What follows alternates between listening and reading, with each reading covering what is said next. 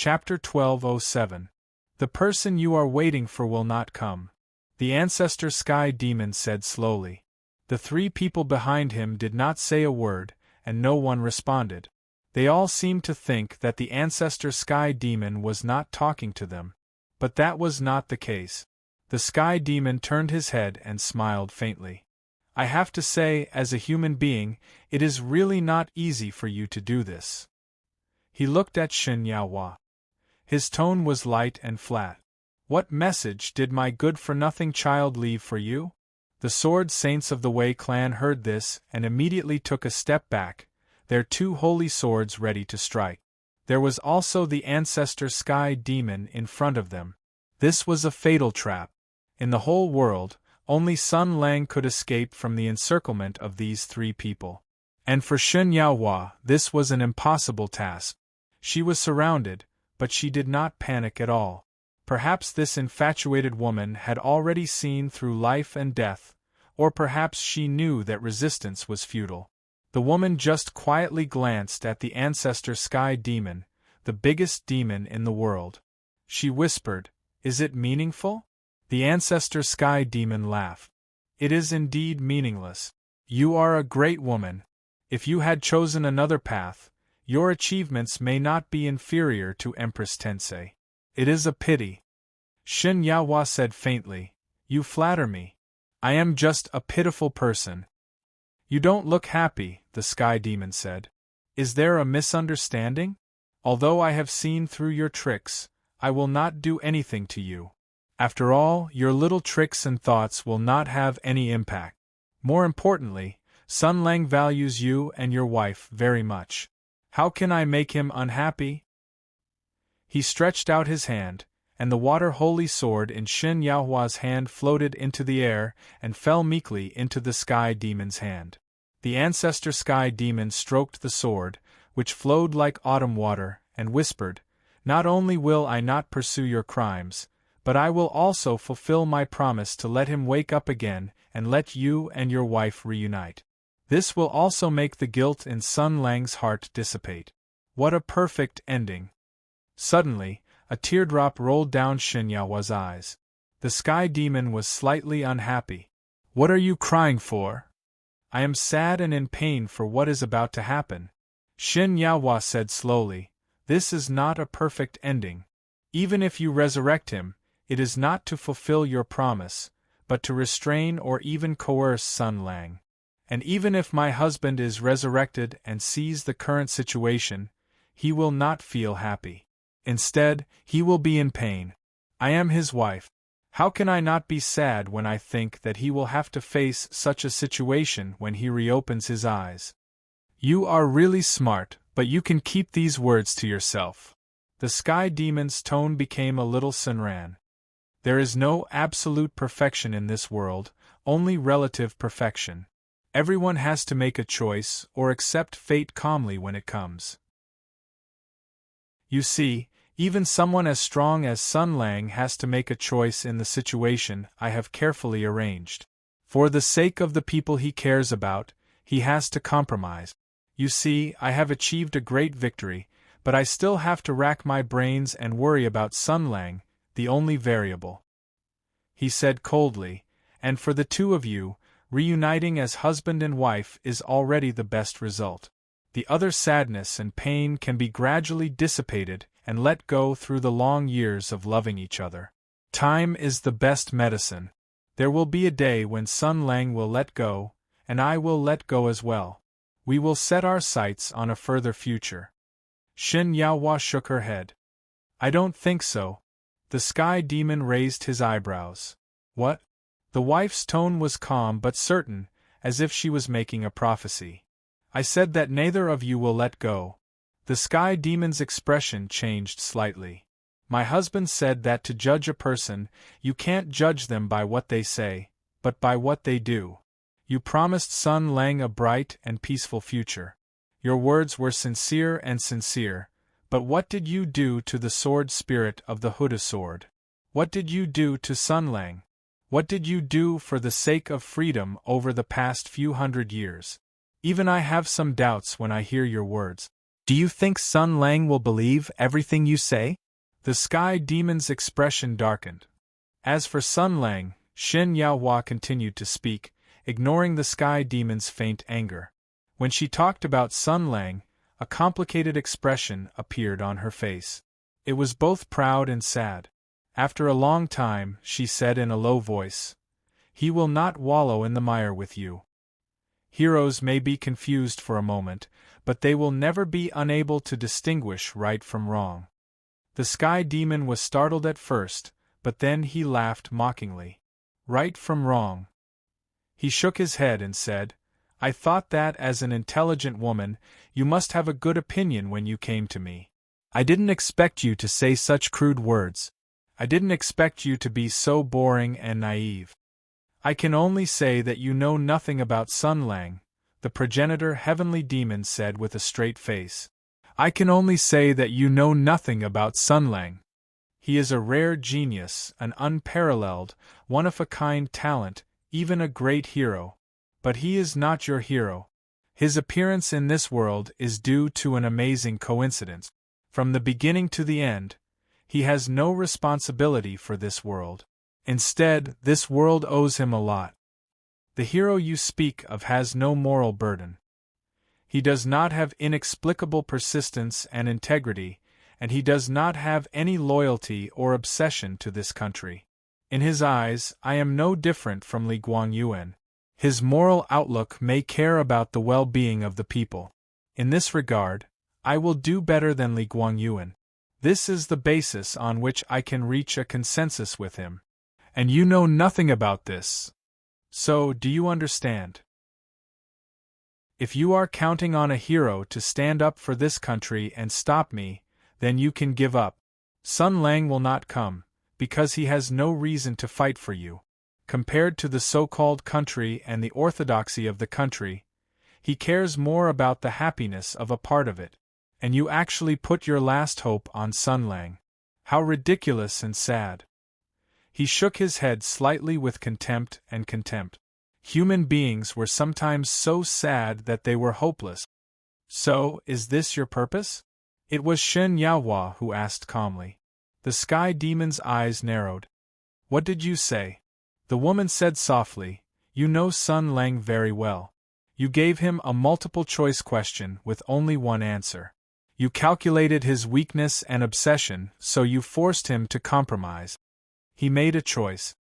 He sacrificed himself to protect those he wanted to protect, but those people may not understand. Even if they understand, they may not accept it. Sun Lang has no obsession with this country, but those people do. Over time, there will be a rift in their hearts, and it is only a matter of time before they part ways. In this way, Sun Lang's spiritual defense will inevitably be shaken. Guilt and anger will be intertwined, and there will be the depression of not being understood. He will inevitably be far away from his old friends. Even if my husband comes back to life, he will not have the face to see him. When his heart is filled with hesitation and confusion, his sword will inevitably be covered with dust." Shen Yaohua stared at the extraterrestrial demon. "And this is your chance. How could a scheming and narrow-minded extraterrestrial demon like you allow Sun Lang to become a sword that hangs over your head at all times? You'll definitely think of a way to get rid of him. You've probably set up a vicious scheme against him a long time ago." The sky demon of the Yuan ancestor was furious. He raised his hand, but changed his mind at the moment when it fell. "Interesting, interesting. You are really an interesting woman." He was so angry that he laughed, and there was a trace of coldness in his tone. "Are you trying to provoke me so that I will kill you and strengthen Sun Lang's determination to fight? It's really wishful thinking. The reason why an open conspiracy is an open conspiracy is that the target knows that it is a trap, but he still has to pinch his nose and step into it. Even if Sun Lang is suspicious of my words, for the sake of those women and the group of people in the hall, he has to pretend to be polite with me first. You are wrong about two things." Even in the face of the sky demon's monstrous ferocity and murderous aura, Shen Yaohua still straightened her back. As the only sober human being present, she guarded the dignity of human beings. She slowly said, "First, I don't want to provoke you to kill me. I don't want to die. I want to stand here alive, witness what is about to happen, and witness your defeat. Second." Shen Yahua's tone was very firm, as if she was describing the truth of the world. Sun Lang's fighting spirit does not need me to inspire, because a hero is a hero no matter where he is. The sky demon of the Yuan ancestor sneered. "Are you so sure?" Shen Yahua smiled. This was her most brilliant smile that came from the bottom of her heart.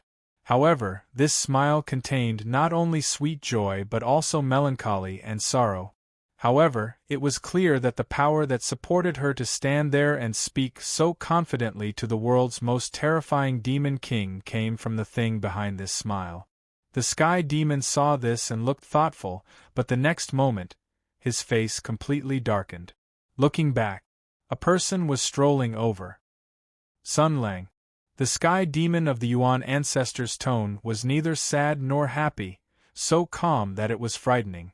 Sun Lang waved, showing his teeth, and smiled brilliantly. "Hey, I'm here to clear the main line."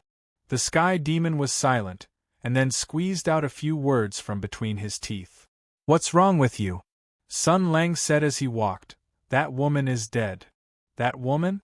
The sky demon of the Yuan ancestor was stunned at first, and then the image of Empress Tensei appeared in his mind. Why did it have to be her? Almost instantly, his vigilance and alertness were raised to the highest level. Under the calm appearance, the magnificent and terrible power began to slowly flow and surge, and he entered the state of battle at the fastest speed.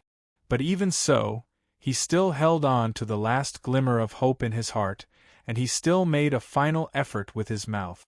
"So, you want to put more people in danger for a woman who betrayed and hurt you, and fight a war where both of us will suffer great losses?" "No. Well, I admit that this is one of the important reasons, but it's not just that." Sun Lang pondered for a moment and finally waved his hand. "Forget it, it's very complicated. Even if I explain it to you seriously, I'm afraid you won't understand. In the long years of imprisonment, you learned conspiracy, learned tricks, learned deceit, learned betrayal, but you are still a sky demon. Although these dark and insidious tricks come from the human heart, they are not all of human beings. You still don't understand human beings. And this is the reason for your defeat." He whispered, "Remember this sentence well. Focus on the key points. It's going to be tested." The sky demon frowned. He did not understand what Sun Lang was talking about. Was he deliberately mystifying, or did he really have a deep meaning? What on earth made him decide to go all out and fight? He could not understand, and he could not guess. But in fact, it did not matter. The sky demon of the Yuan ancestor suddenly laughed. "Sure enough, it's still like this," he suddenly shouted. Suddenly, a gust of wind rose from the ground, and an extremely terrifying aura shrouded and suppressed the entire imperial city. The terrible sky demon, who had changed the fate of the entire human race hundreds of years ago, released a high-spirited and violent aura. He was once the most deadly enemy of all human beings, and of course, he was still one now. In this sweeping, bone-chilling wind, the sky demon's voice could be clearly heard, and it rumbled in everyone's ears. "I have endured and planned for hundreds of years. In the endless waiting and dormancy, I have seized the dawn of victory. Step by step, I have planned out strategies. Every move has been considered thousands of times, and the development of every link has to be weighed left and right to ensure that nothing goes wrong. Midway, I have experienced setbacks and variables, and finally grasped the fruit of victory in my hands, seized this country, and completed the first step of my revenge." The Huda's sacred sword floated in front of him, blooming with an unprecedented bright light. He was the real master of the Hutu sacred sword. After getting rid of the sword spirit, he had mastered all the power of this sacred weapon. "Everything is going according to my plan. I used the souls of my people to occupy the bodies of the warriors of the imperial army, captured the elites of the upper class of the capital, suppressed the stupid and lamentable human race emperor, ambushed for 100 years, and used the countermeasure of the Huda sages to get rid of the sword spirit that imprisoned me. From then on, I gained complete freedom, began a new great journey, and realized greater and further ambitions. All these developments are within my expectations.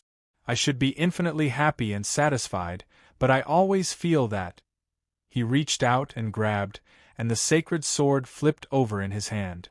The fierce sword Chi soared into the sky, blowing away all the remaining clouds in the sky. The rolling thunder of the sky demon of the Yuan ancestor shook the earth. I always feel that until now, it's still too little. What? Before being a politician, he was first a soldier. Before being a wise man, he was first a warrior. Even if he had learned to endure and trick over the long years, his essence had never changed. Sun Lang, he said sternly, in that case let's go all out and fight. The fruits of victory won't make me feel completely at ease. Only a victory won by the sword is a true victory, and only then will it leave me with a sweet aftertaste. All the momentum and pressure were released without reservation, and the sword saints could not help but retreat. Even if he controlled Li Guangyuan's old body, the Yuan ancestor sky demon still showed the power that was close to the demon god. No one could get close to him under this earth-shattering aura. Only Sun Lang faced this fierce edge. Chapter 1208. The Sky Demon, who was exuding boundless power, raised the sword of the earth. His eyes shone with a blazing blue flame. Almost all the living creatures in the capital felt a great fear. Even if this was just the aftermath of his power. The Sky Demon whispered, Sun Lang, I'm very disappointed, but I'm also very curious. The battle did not start immediately. Perhaps the Sky Demon was still hoping for a fluke, because the price of this battle was too high, or perhaps the battle had already begun. Using words to attack and shake the opponent's mental defenses was also a part of battle. Sun Lang said indifferently, You're disappointed because I rejected your proposal and forced you into a passive situation where you have to fight. You're curious because you're curious about where I have the confidence to attack you in this situation. The Sky Demon sighed. That's right. The Imperial Army warriors in the capital have all been wiped out. Pangji and the others are still in the Golden Palace. As long as I give the order, they will all be beheaded. Even if you have 3 heads and 6 arms, you won't be able to save a single person. Don't you care about this? Sun Lang raised his hand and said, Then, please. The Sky Demon's eyes flashed, but he did not reply. Sun Lang tilted his head and said, Are you afraid? Are you hesitating? Are you hesitating? The flames on the Sky Demon's body subsided a little, and he said frankly, Yes, because humans are the most difficult creatures to predict. I thought that you would be worried about the safety of these people more than the country, so I negotiated with you. However, when we were negotiating just now, I carefully controlled the scale and would not use these people's lives as a bargaining chip. I even deliberately weakened them, and I would not use these people to force you to surrender, because I knew that you would be ruthless. Once you decided to abandon these people's lives, then my greatest reliance would be declared ineffective. You would definitely become my most terrifying nightmare and enemy.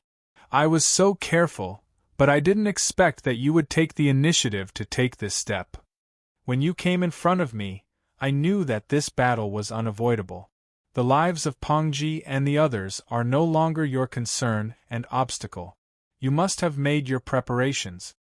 He stared at Sun Lang and said in a deep voice, So I want to know what kind of preparations you've made. Are you prepared to sacrifice these people, or something else?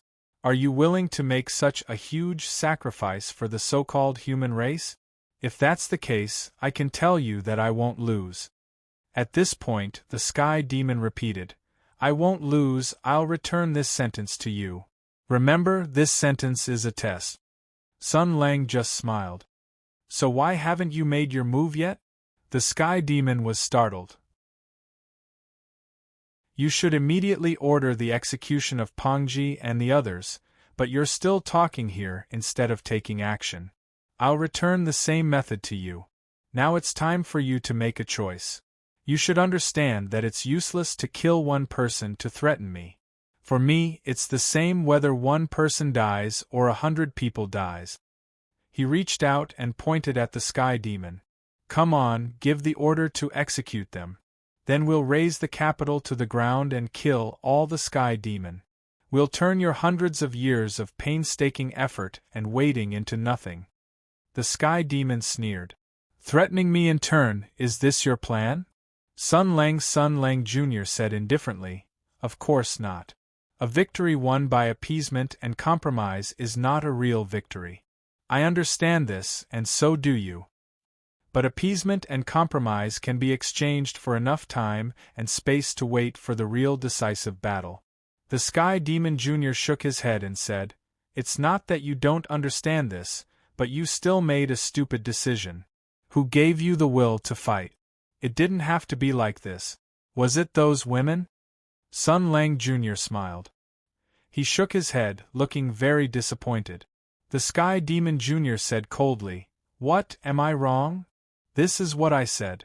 You've learned conspiracy, learned tricks, learned to speculate about people with malice, learned to recognize and make use of the darkness in the depths of the human soul, but that's not all of human beings. You still don't understand human beings. Sun Lang Jr. said softly, Why do you think that I can only draw the power of fighting from others? It seems that after 3 years, you've forgotten my original appearance. The Sky Demon Jr. eyes flashed, and his voice became more and more sarcastic. Ah, so it's this familiar stupid appearance. You've become as naive and ridiculous as before. A dog can't change its habit. No, it's not the same. Now I'm no one's puppet. I make decisions based on my own will. Sun Lang Jr. eyes flashed, and he said slowly, Brother Jean saved me from the great desolate mountain with his life. Old Man Bai apologized for being late before he died. Old Madam helped me untie the knot in my heart. I've carried the lives of these people to this place. Do you think I'll do something that will disappoint them? This is where you're pitiful. The Sky Demon Sinran Jr. said, Persisting in comforting the dead will only lead to the deaths of more people who are still alive. Today, your choice will lead to the deaths of many, many people. Those stupid women who instigated you will pay a heavy price. They're not stupid women, Sun Lang Jr. put on a warm smile. They didn't instigate me. They were only encouraging me. Before, I was caught in a huge dilemma. I was afraid of loss and loneliness. I told them that I was sorry. Even if there was such a risk, I couldn't just walk away and let this country dance under the Sky Demon's scheme. It wasn't the sacrifice of some people or the shackles of the so-called sense of justice that made me come up with such an idea. It was the feelings that arose spontaneously in my heart. It was an idea that came naturally after all the years that I've been on my way to this place. Because in such a situation, Ping Yidao, Kong Zhongwu, Bai Yue, Old Madam, and that woman wouldn't flinch. All the people who sacrificed themselves in the War of Heaven's origin and died by my side and in front of me wouldn't flinch, let alone me. They said that it didn't matter. They were so happy that they even cried. It wasn't because they were happy that this country would be saved, but because they were happy that I finally understood what I had to do. In the face of a great enemy, this choice might lead to a sad and bloody future. However, Sun Lang Jr.'s expression became more and more peaceful, full of calmness and power. So, do you roughly understand? After he said that, he couldn't help but laugh. No, you probably don't understand such a complicated thing. Indeed, I don't understand. I don't understand the complicated and ridiculous way of thinking of humans. However, I do understand one thing. The Sky Demon Sinran said. You made me lose my last hope and destroyed Pongji and the others' chances of survival. Do you really think that I don't dare to do it? Sun Lang, my awareness and decisiveness are no worse than yours. Blue flames flashed in his eyes. He was about to give the order. Sun Lang Jr. raised his hand and said, "Wait a minute." The Sky Demon Jr. showed a cruel smile. His spiritual energy sent out a signal of execution. The Huda Divine Sword surged with an invincible sword aura and shot towards Sun Lang Jr. angrily. "You're really impatient. However, there's enough time." Sun Lang Jr. sighed. Another sword aura that was no less powerful than the Sky Demon Jr. brazenly met the attack. In an instant, the sky and earth changed color. Everything was silent. The two terrifying forces collided with each other. A huge shock wave set off endless waves of air. The entire Imperial City shook.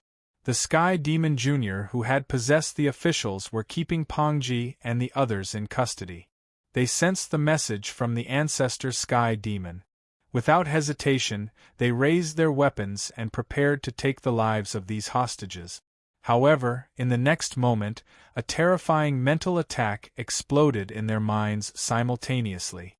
All the heavenly demons who had taken over their bodies covered their heads as an unbearable pain engulfed their souls. It was a shock that came from their very source, the foundation of their existence. In the sky above the Imperial City, the Sky Demon's angry voice rang out. "What are you doing? Can you finish listening to my explanation now? You're so naughty." Compared with the Sky Demon's angry voice, Sun Lang Jr.'s tone was obviously much calmer. "Even if I'm determined to fight with you, a strategy is necessary.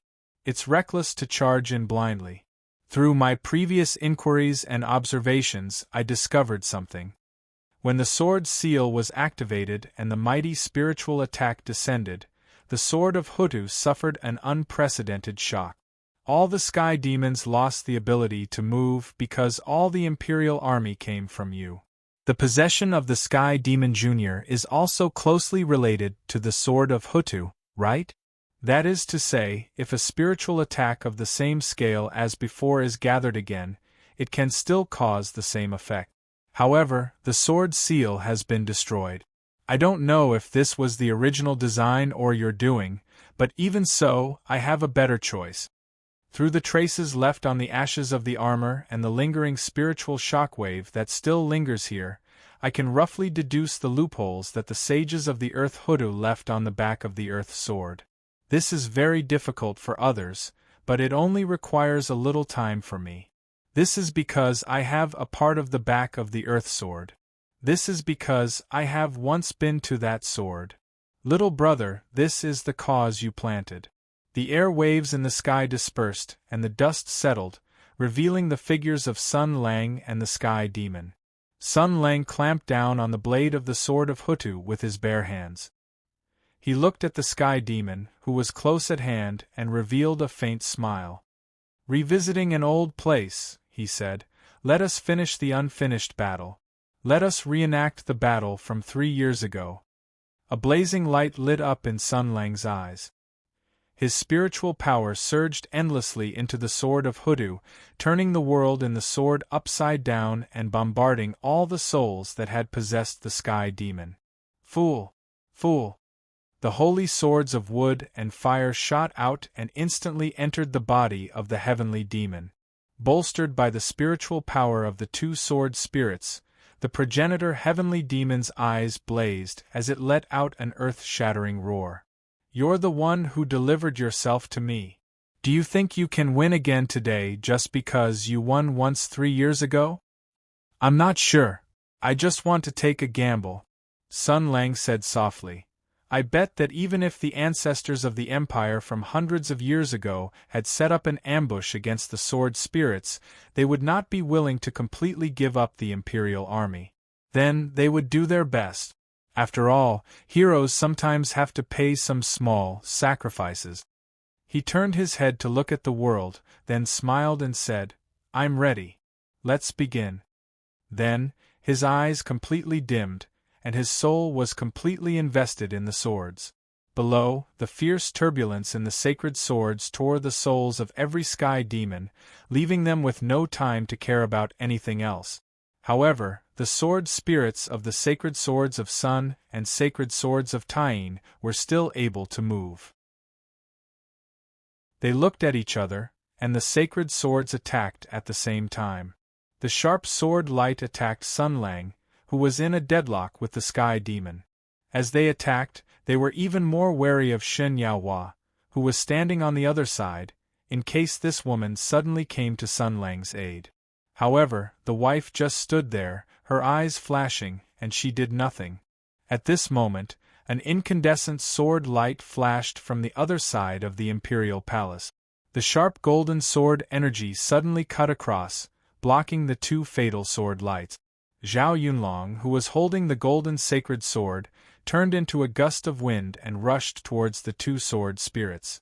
Lu Shuzhen and Princess Pingyang followed closely behind. Zhang Yinluo and Courier launched artillery attacks from afar, and most of their attention was focused on Shen Yaohua. Just now, Shen Yaohua did not make a move to stop them, and they all saw it clearly. Shen Yaohua still stood there silently, as if she did not care about any of the changes. Everyone present was on guard against her. No one knew her true position, and no one knew what she wanted to do.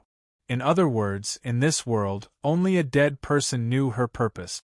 Shen Yaohua stretched out her palm, and a stone turned from illusion to reality, flying in the air above her palm. This stone could only take effect once, and then it would be a fake image. However, the real content only needed to be seen once, and it was deeply rooted in her mind. She recalled it for more than 1,000 days and nights without any mistake. She raised her head and looked at the scene in front of her. A smile appeared at the corner of her mouth, but there were tears in her eyes. She raised her head, as if she was looking for something, but she knew it was futile. But it was not completely futile, because he must have seen it. Her husband's last words rang in her ears again, like an illusion, but also like a real existence. At this moment, time and space overlapped, as if her husband had possessed her body and was with her. She remembered those words clearly, and there was not a single word wrong. She gently opened her cherry lips and silently recited, keeping in sync with the sound in her ears. Those were the last words her husband left for her. Yaohua, you may not know, but since I was born, I have been able to see some unusual visions and dream of some strange and variegated dreams. Mother said that I was born extraordinary and was favored by the heavens. She hoped that I would become a hero that would bring glory to our family, but what I did not want her to know was that I was always watched by someone, and that person was not a merciful God, but a nightmare that terrified me.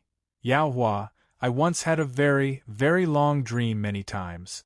I dreamt that I had long died, but I was still able to gaze at the same sky as Ah Ing. In my dream, there was a heavenly devil.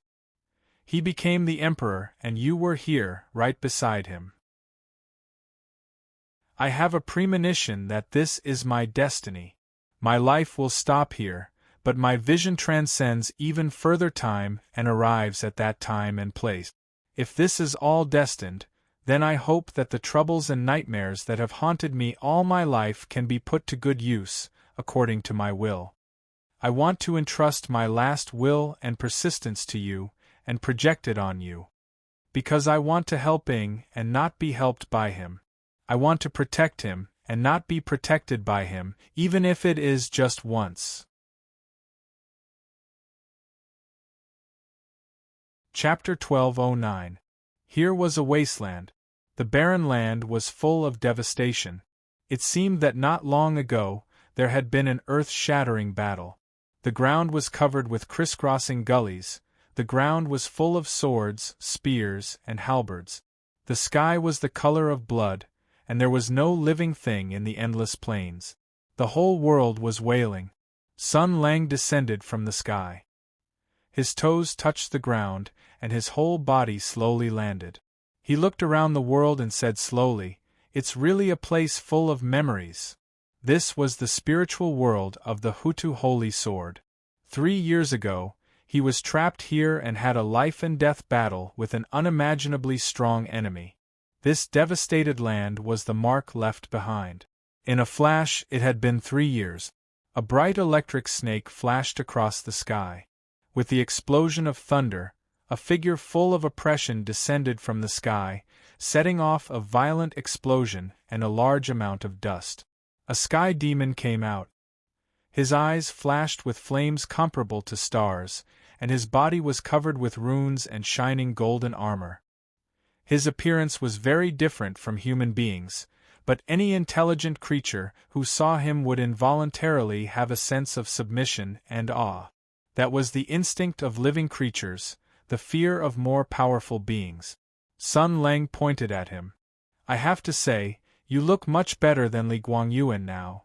The ancestor sky demon strode toward Sun Lang, and every step could cause the earth to shake violently. He was almost the center of the world, the sun of this barren world. His every move emitted endless light and heat. He looked straight at Sun Lang, and a huge sense of oppression squeezed in from all directions, omnipresent. "Let's start," he said in a deep voice. "The battle is not over yet. Before that, let's talk again." Sun Lang raised his hand to stop him and looked around. "By the way, is there not even one spectator for the boss battle that represents the highest level of this planet?" The ancestor sky demon stopped. There was a strange grin at the corner of his mouth. "Who are you looking for?" "The heroic souls of Hoodoo who have dedicated their last souls and lives to the holy sword and stationed here for hundreds of years have all been slaughtered by you. There are no living souls in this sword world anymore. Who are you looking for?" Sun Lang was stunned. With a loud noise, the sky demon, the ancestor of the origin, stepped on the ground that exploded and collapsed in an instant and rushed toward Sun Lang. In a battle between the strong, there was only one line. Taking advantage of the moment when Sun Lang was distracted, the sky demon gained a momentary advantage. 4 slender and thick blue fingers pressed down on Sun Lang's head and slammed him to the ground. It let out an earth-shattering roar, pressing down on Sun Lang's head and rushing forward. It drew a deep gully on the ground and even burst out fierce sparks. Gravel and soil splashed in all directions, and there was a trace of heat in the gully. The ancestor sky demon roared happily and let out a tyrannical roar. But this roar was only halfway out before it was stuck in its throat. This was because Sun Lang had bent his elbow and slammed it into the ground. The destructive recoil swept over, even stopping the heavenly demon's charge and throwing the two of them high into the sky. Sun Lang's right hand hooked and locked onto the heavenly demon's right arm. With a forceful twist, he broke free from the heavenly demon's grip. His left fist, which had been accumulating power for a long time, fiercely punched towards the heavenly demon's face. The white mist-like sonic boom extended from his left arm. With a loud bang, the heavenly demon's figure streaked across the sky and flew into the distance. Sun Lang streaked across the sky and arrived in the blink of an eye, catching up with his right fist. With another loud noise, the sky demon's figure fell to the ground like a meteorite. The angry figure smashed the peak of a mountain, and the broken boulders rolled down. Sun Lang suddenly swooped down, sweeping away the similarly splashing boulders, and met the attack head-on. The two's fists met in the air, and the ground under their feet suddenly collapsed. The dense spiderweb cracks radiated outward, and finally expanded into a small basin with a diameter of several kilometers. The aftermath of the battle unscrupulously spread out. Not bad. The two's wrists collided, and their bodies were in a stalemate. The burning blue eyes and the calm black eyes looked at each other, and Sun Lang smiled. "You're much stronger than 3 years ago," the sky demon said in a deep voice. "Because of your foolishness, I gained a huge advantage. This is a confrontation in the spiritual world. Li Guangyuan's old body can no longer restrict my power. Sun Lang, 3 years ago, I lost to you because I separated 6 children from my soul, and you swallowed the guardian army stationed here. obtaining their combat skills and everything. But now I have gathered the power of Zhurong and Gomong. If necessary, the power of Fusang and Qian. I can also, Sun Lang said with a smile. If you absorb the sword spirits of the sun and the moon, you won't have any soldiers outside. Be careful not to be hacked to death. The Sky Demon replied with a ferocious smile. Zhao Yunlong with a half-baked gold brilliant sacred sword, plus 2 mortals with the power of the sacred sword, and a leaf fire armor. Do you think you can win against the 2 sword masters of the moon and the sun with these small fries? They know all the combat skills and experience of the Wei siblings, and they know how to control the sacred sword better than them. He said gloomily, Sun Lang, Fusang and Qian, I will kill everyone you care about. Today, no one who steps into the palace will live. I will make you lose everything and regret it. You took the initiative to step into the world of the sword. It's so stupid that I want to laugh out loud. The soul flames in the Sky Demon's eyes were more and more blazing, revealing a brutality that could obliterate everything. He said gloomily, the backup plan of the sages of Hutu? Idiot, you bet right. Of course, they are not willing to give up the Imperial Army just like that. After taking care of the sword spirits, of course, they will find a way to create new sword spirit. All of this requires the help of the heroic spirits of Hutu who have been sacrificing themselves and returning to the sword for hundreds of years. But those people were all killed by you 3 years ago. I'll return the same words to you. This is the cause that you planted yourself. The 2 of them almost jumped up, blocked, and punched out almost at the same time. The crisscrossing fists turned into a dazzling illusionary image, and the dense explosions converged into a series of continuous roars until the punch that contained the supreme power separated them. The powerful impact pushed the 2 of them back. They stood firm and looked at each other from afar. Their eyes were like lightning. The Sky Demon grinned hideously. After killing those idiots, Fusang and Qian, I will come in to help me. I will make you feel despair little by little. Right, there's also my dearest son, Brother Jean, whom you still can't let go of. When he sees you again, what will happen? As soon as his voice faded, Sun Lang's vigorous anger immediately turned into an earth-shaking power. The terrible sky of the desolate world was even distorted by this power. Carrying the abundant killing intent, it pressed down on the gloomy sky. You won't have the chance to know. Sun Lang grabbed the heavenly demon puppet by the waist and slammed him down with a punch, deeply imprinting him into the ground. The boundless power tore a huge crack in the ground. I will win against you again. No, I will not lose this time. The Sky Demon suddenly struggled, and the sudden burst of power threw the surrounding soil and stones into the sky. He slammed his body, holding Sun Lang, and madly rushed all the way into a mountain. The 2 of them rolled and fought in the broken belly of the mountain. Every punch set off an intense earthquake. It was like a battle between gods. I will win. I will never lose to a human again. The heavenly demon pulled up the thick and heavy stone pillar from the ground and smashed it towards Sun Lang's chest. The solid boulder cracked, but he still grabbed the remaining part and smashed it towards Sun Lang's head. As he smashed it, he roared crazily, "You've brought about your own destruction by stepping into this place, so you can stay here forever. This sword is the origin of your journey, and it will be your burial place. It can't be better. Li Guangyuan's body is old and useless. Sun Lang, your body is mine." Sun Lang rammed his head against the rock, shattering it into pieces. He was so excited that he raised his hand to press against the heavenly demon's head and rammed it against the other's head again. Staring at the blazing blue flame, he revealed an unbridled smile. "Don't even think about it. If I can't get out, you'll have to stay here too." The sun and moon shone and the stars retreated. One sword light was as bright as the sun, while the other was as bright as the moon. The 2 complemented each other and complemented each other. The two sword saints worked together and relied on their combined sword techniques to create an effect where 1 + 1 was greater than 2. This was originally the Sky Demon's nightmare. Now, the ones bearing the brunt of this attack were the humans who were struggling bitterly. Zhao Yunlong groaned and was thrown back involuntarily. A trace of blood seeped out of the corner of his mouth, and the Golden Glory sacred sword in his hand trembled. She was not the true owner of the Golden Glory sacred sword, and could only barely use the power of the sacred sword.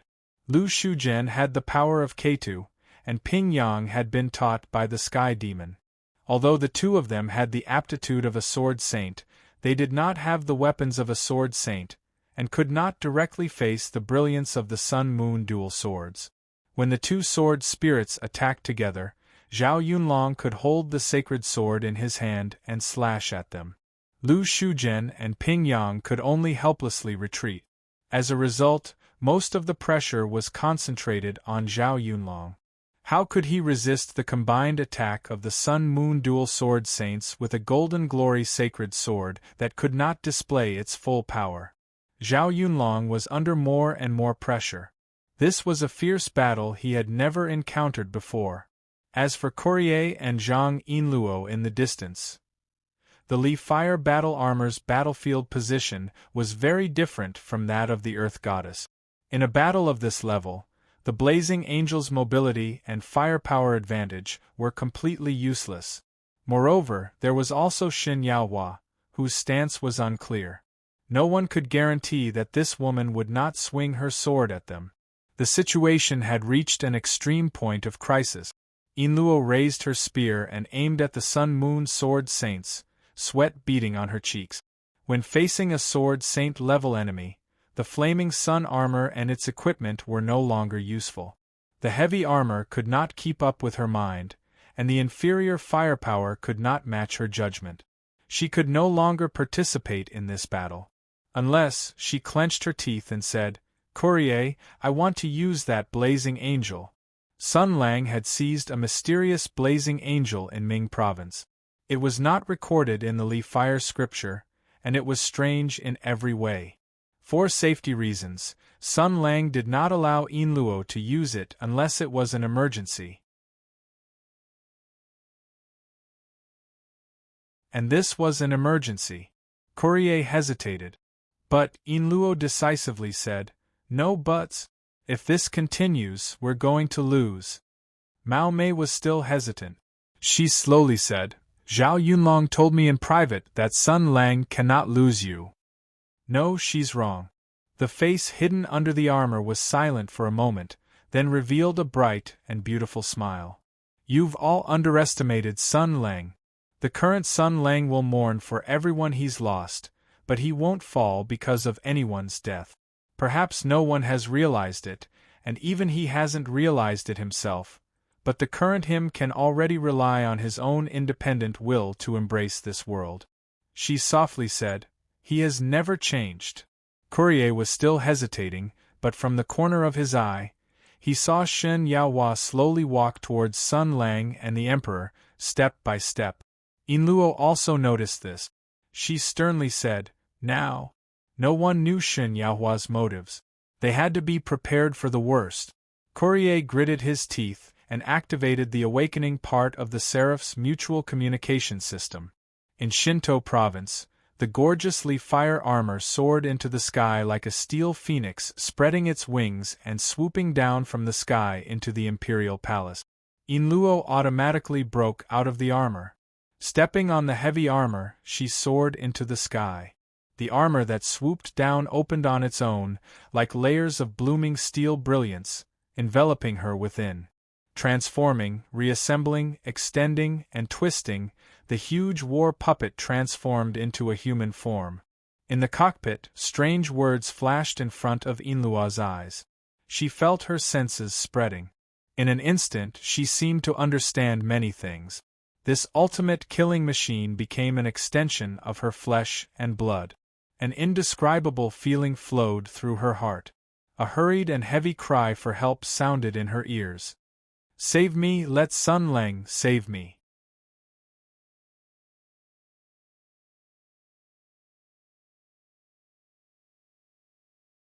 Chapter 12:10.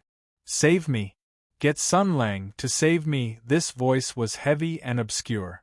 It was impossible to imagine who it came from, but for some reason, Yin Luo felt that it was extremely familiar, as if she had long since recognized the owner of this voice. The most important thing was that the cry for help was in the Slaro language. Yin Luo was shocked to hear such a voice from within the blazing angel armor. Then, she asked, "Who are you?" The voice did not answer. Instead, it said hurriedly, "Time? There's not much time left." Yin Luo wanted to ask more, but she saw the mysterious text in her vision suddenly glow. Her vision blurred, and her consciousness sank into the boundless and empty sea.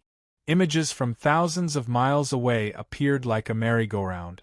She saw the familiar military situation, the steel flood that covered the mountains and plains. Iron and fire intertwined, the cold and cruel war machines let out the screams of death. The mighty Allied army crossed the boundless plains. She saw the long-planned conspiracy, the smoke of war and endless bloodshed. War and death rode on terrifying war horses and were about to wreak havoc on this land. Yin Luo could not help but cry out in surprise. Her eyes suddenly widened. Her back was already soaked in sweat. Courier's hurried shout came into her ears, "Akiro!" Yin Luo came back to her senses and found that her hands were trembling. She tried her best to calm her surging emotions, but she still could not hide the wavering in her voice. "Courier, we're going." Mao Mei shouted, "Wait a minute. What happened to you just now? Are you okay now?" Yin Luo didn't reply. She breathed heavily, and the narrow cockpit reverberated with the sound of her breathing. She tried her best to break free from her helplessness and panic, because in this kind of situation, being at a loss was too extravagant. Everyone was fighting, and she couldn't rely on anyone. "Listen, Courier." She found that her voice was calmer than she had imagined. Perhaps she had been mentally prepared for all of this when she saw the suspicious documents in the Fire Embassy. "News of the invasion has been confirmed," she said in a deep voice. "A mysterious voice asked me for help. It let me see a video. Li Fire and Sharp Metal have already formed a huge Allied army and crossed the Great Plains of Palia. I saw the numbers of at least 3 armies of the Holy Church and recognized the flag of the Ura army of the country of Sharp Metal." There was a moment of silence in the short-distance communication channel. Then, Courier lost control and exclaimed, "That's impossible! How could the Church start a war so easily?" The Divine Emperor was a calm and wise sovereign, and the cardinals were not all muddle-headed. They should have understood the military strength of the Hutu Empire. Even though the capital has suffered such a calamity, the armies of the 9 provinces have maintained the strength and organization they had during the Celestial War. Looking at the dilapidated royal palace, Yin Luo said in surprise, "Before this, would you have believed that the Sky Demon in the Imperial Army had wiped out all the elite warriors in the capital of Hutu Earth and that the center of the court had been wiped out?" Courier was dazed at first. Then he asked in horror, "Are you saying that St. Yuri Castle is also—" "I don't know," Yin Luo gnashed his teeth. "I only know that we have to win. If we don't get the result we want today, half of the world will be drowned in flames. Countless people will die. The peace and stability brought by the Celestial War will wither forever. Courier, your burden has been doubled. We have to stop the war." Mao Mei was still in a state of extreme shock. Even though she was mentally prepared, when the exact truth was revealed, Blazing Angel's mind was still in a mess. If this war involved both Hutu and Lihua, what should she do? She murmured, "Even if you say so." Yin Luo had already rushed forward on the Seraph. Pushing forward with bright flames, the weapon modules on her shoulders, arms, and waist were all opened. Yin Luo's voice came over through the loudspeaker. She shouted, "Stop!" She was talking to Shen Yaohua. Zhao Yunlong, Lu Shuzhen, and Princess Pingyang were struggling under the combination of the swords of the sun and the moon. The Seraph's advantage in firepower could not play a big role in such a battle between top warriors. Sun Lang and the Sky Demon were caught in a mental confrontation, and Shen Yaohua was the biggest variable. No matter which side she helped, the scales of victory and defeat would change drastically. If she doesn't stop, I'll kill her. Such a thought popped up in Yinluo's head. There was no time to hesitate, and there was no need to be kind. She knew exactly what she should do. Perhaps the thought of hesitation would mean that countless people would lose their lives. Killing was actually not very difficult for Yinluo. She was actually very good at making certain choices. But she was not too sure. She was not sure of Shen Yaohua's true motives. She always felt that this woman did not have any evil intentions towards Sun Lang. She was hiding her own motives, but these motives were not evil. She had this premonition. But why didn't she say it? She shouted, "Shen Yaohua, stop!" Shen Yaohua only turned around to glance at her, smiled, and then continued forward. Yinluo suddenly pulled the trigger. The bullet wrapped in flames broke through the air under the effect of the explosive propulsion, hitting Shen Yaohua's thigh. The sharp sound of the explosion approached from afar. The bullet only needed an instant to fly, but Shen Yaohua did not block or dodge. The bullet was bound by an invisible force and bounced off. An invisible energy field silently enveloped her. Courier was startled. "What is this?" "This is Sun Lang and the Sky Demon's protective aura. They are the most powerful creatures on this planet. Even if their souls are submerged in the sea of consciousness, their cultivation can still operate on its own to defend against attacks." Yinluo quickly explained. Then she pulled out the power axe, and the jet spat out powerful flames, driving her to chase after Shen Yaohua. "Stop! Don't worry about that girl. She should be the one chosen by Ah-ing. I used to think that he would choose His Highness Empress. Let's keep moving forward." The recitation in her heart almost merged with the auditory hallucinations in her ears. This was what her husband had told her in the stone. After thousands of recitations and memories, everything was incomparably deep. Everything that happened along the way was exactly as her husband had described. Every detail was exactly the same. She acted according to her husband's will. It felt like her husband was still by her side, guiding her step by step. She only needed to do as he said, and there was nothing to be afraid of. From now on, count to 3. 1, 2, 3, turn left. The dazzling great sun sword chi brushed past his body. Her husband's laughter seemed to ring in her ears again. Well done. It really felt like he had been by her side, encouraging and appreciating her. Next, the sword spirit will be stupid. Then she heard Wei Shiha, or the sword spirit Fusang, shout, "Back off, traitor! You will end up like these humans." The sword spirit Xian said angrily, "Shut up, you idiot!" Yinluo, who was chasing after her, was stunned. Zhao Yunlong and others also looked at Shen Yaohua. The widow was still calm and collected, completing the sacred mission. She followed her husband's guidance and acted carefully. Brother Jean's dream only had fragments of the present, so until his death, he had not revealed this to anyone. This was because he could feel that the nightmare that had shrouded his entire life was watching him all the time, and it was closer than ever before. He had no choice but to warn Sun Lang, because he was worried that it would lead to a worse outcome. In order to make the situation in the dream happen as expected, he had almost strictly planned every step of the way, as well as every contact with Sun Lang. He could not reveal his purpose, he could not do anything unnecessary, he had to rely on the Emperor, and he had to pretend to be polite with the devil. Shen Yaohua finally executed all of this perfectly. With great willpower, she overcame all the difficulties and completed the almost impossible task.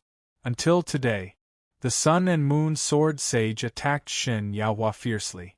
Although he did not know what this human was planning, he must not let her get close to his father's body, even if it was only temporary. Shen Yaohua.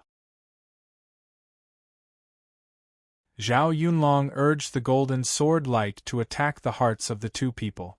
She shouted, "If you are on our side, kill the emperor now." Xin Yaohua shook her head.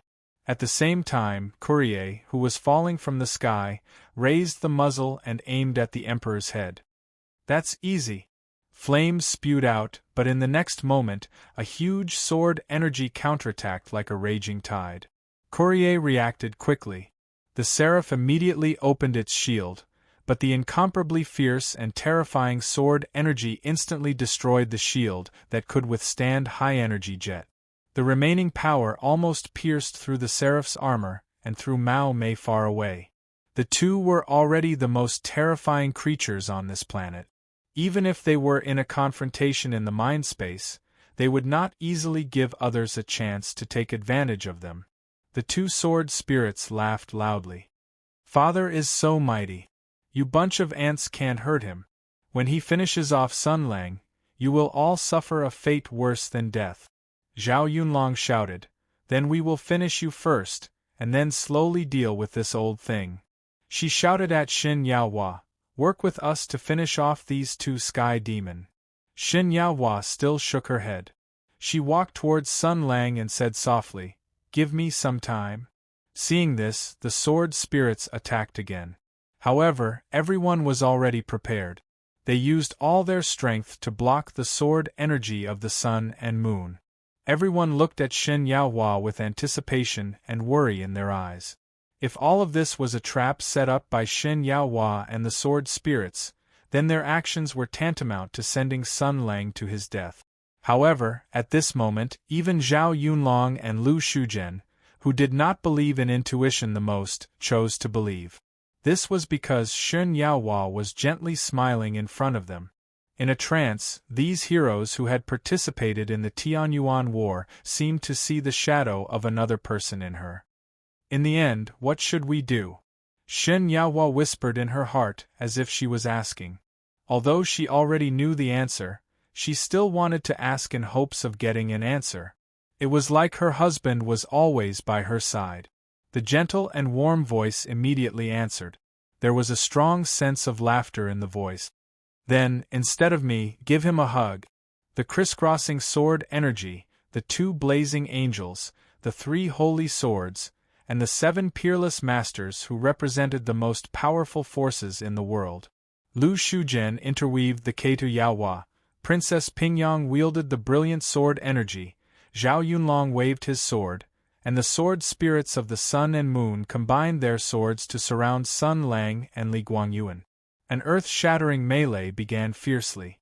In the boundless killing intent and extreme chaos, Xin Yaohua opened her arms and hugged Sun Lang, who was as silent as a statue. She was very tall, so she could rest her chin on Sun Lang's shoulder. She tightly hugged Sun Lang's waist.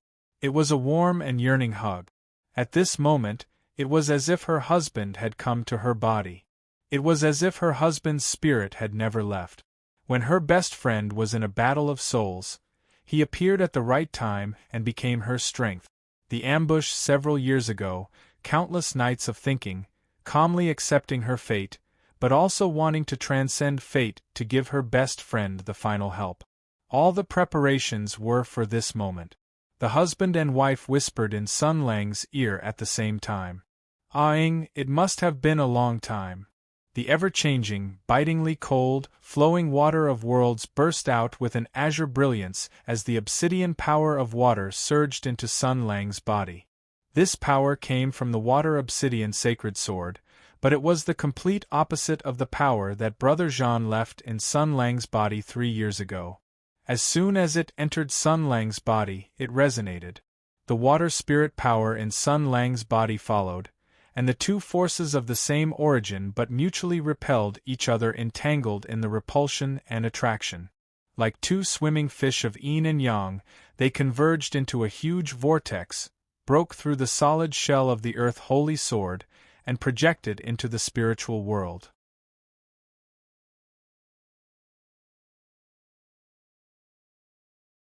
Chapter 12:11. Foolish beyond measure.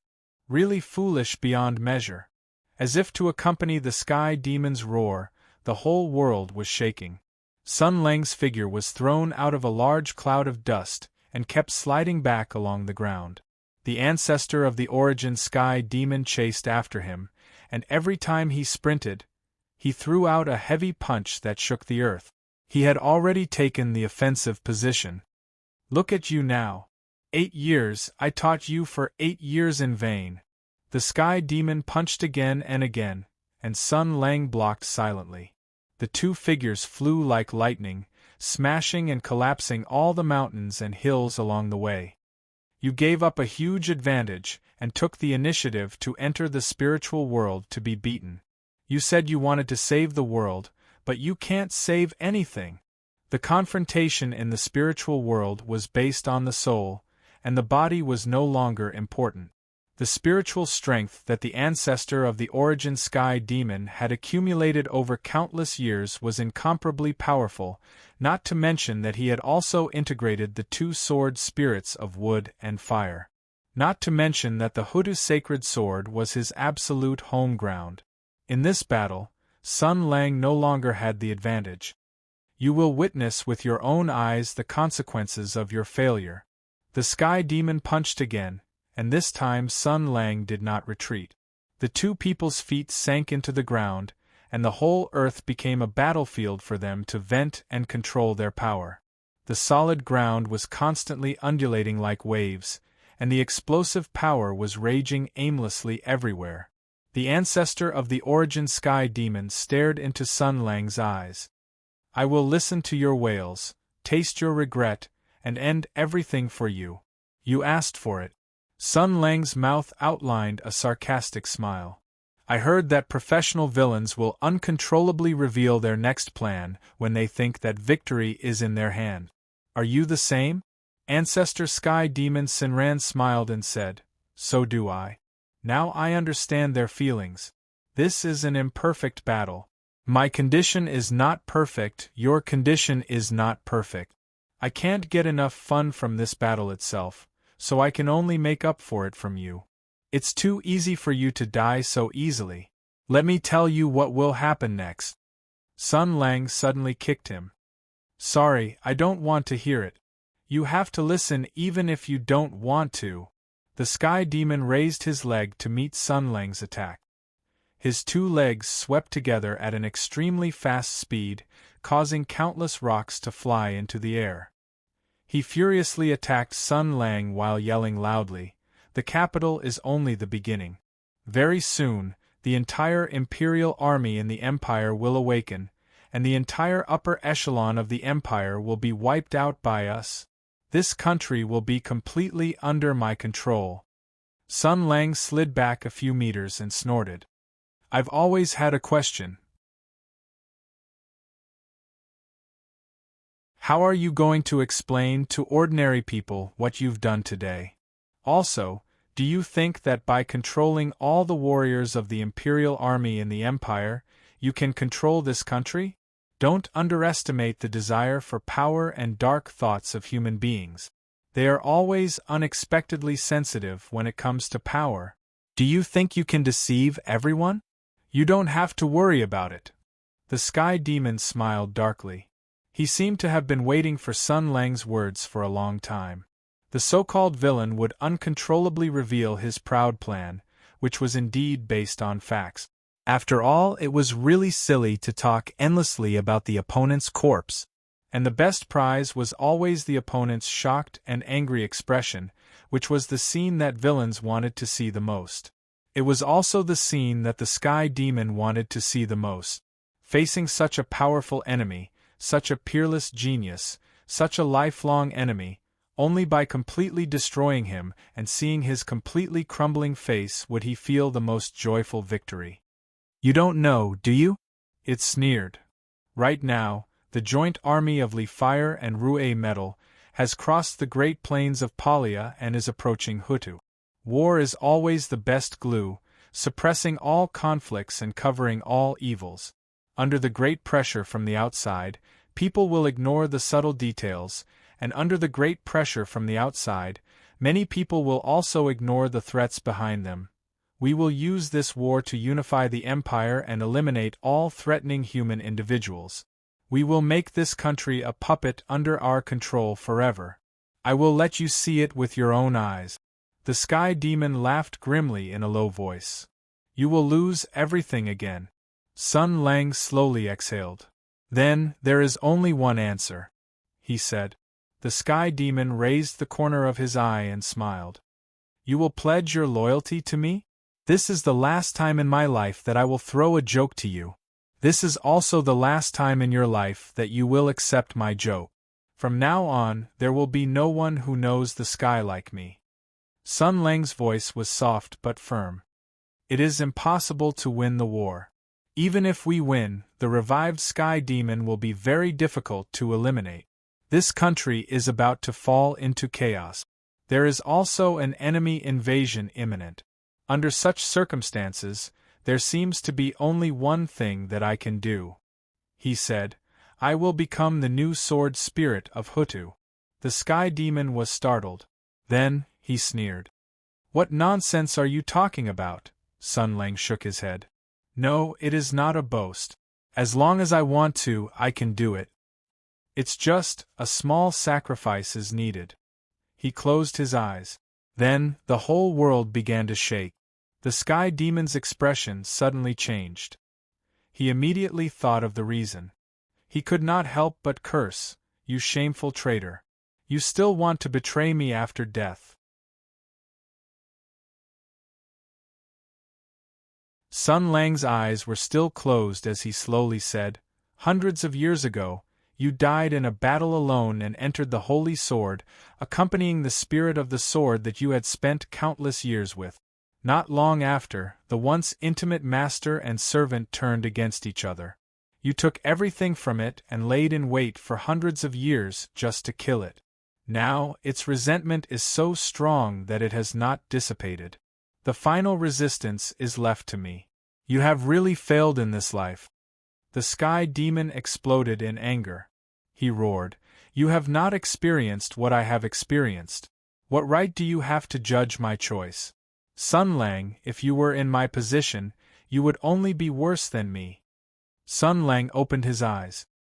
His huge spirit followed the guidance of the real sword spirit of Hutu and spread to the whole world.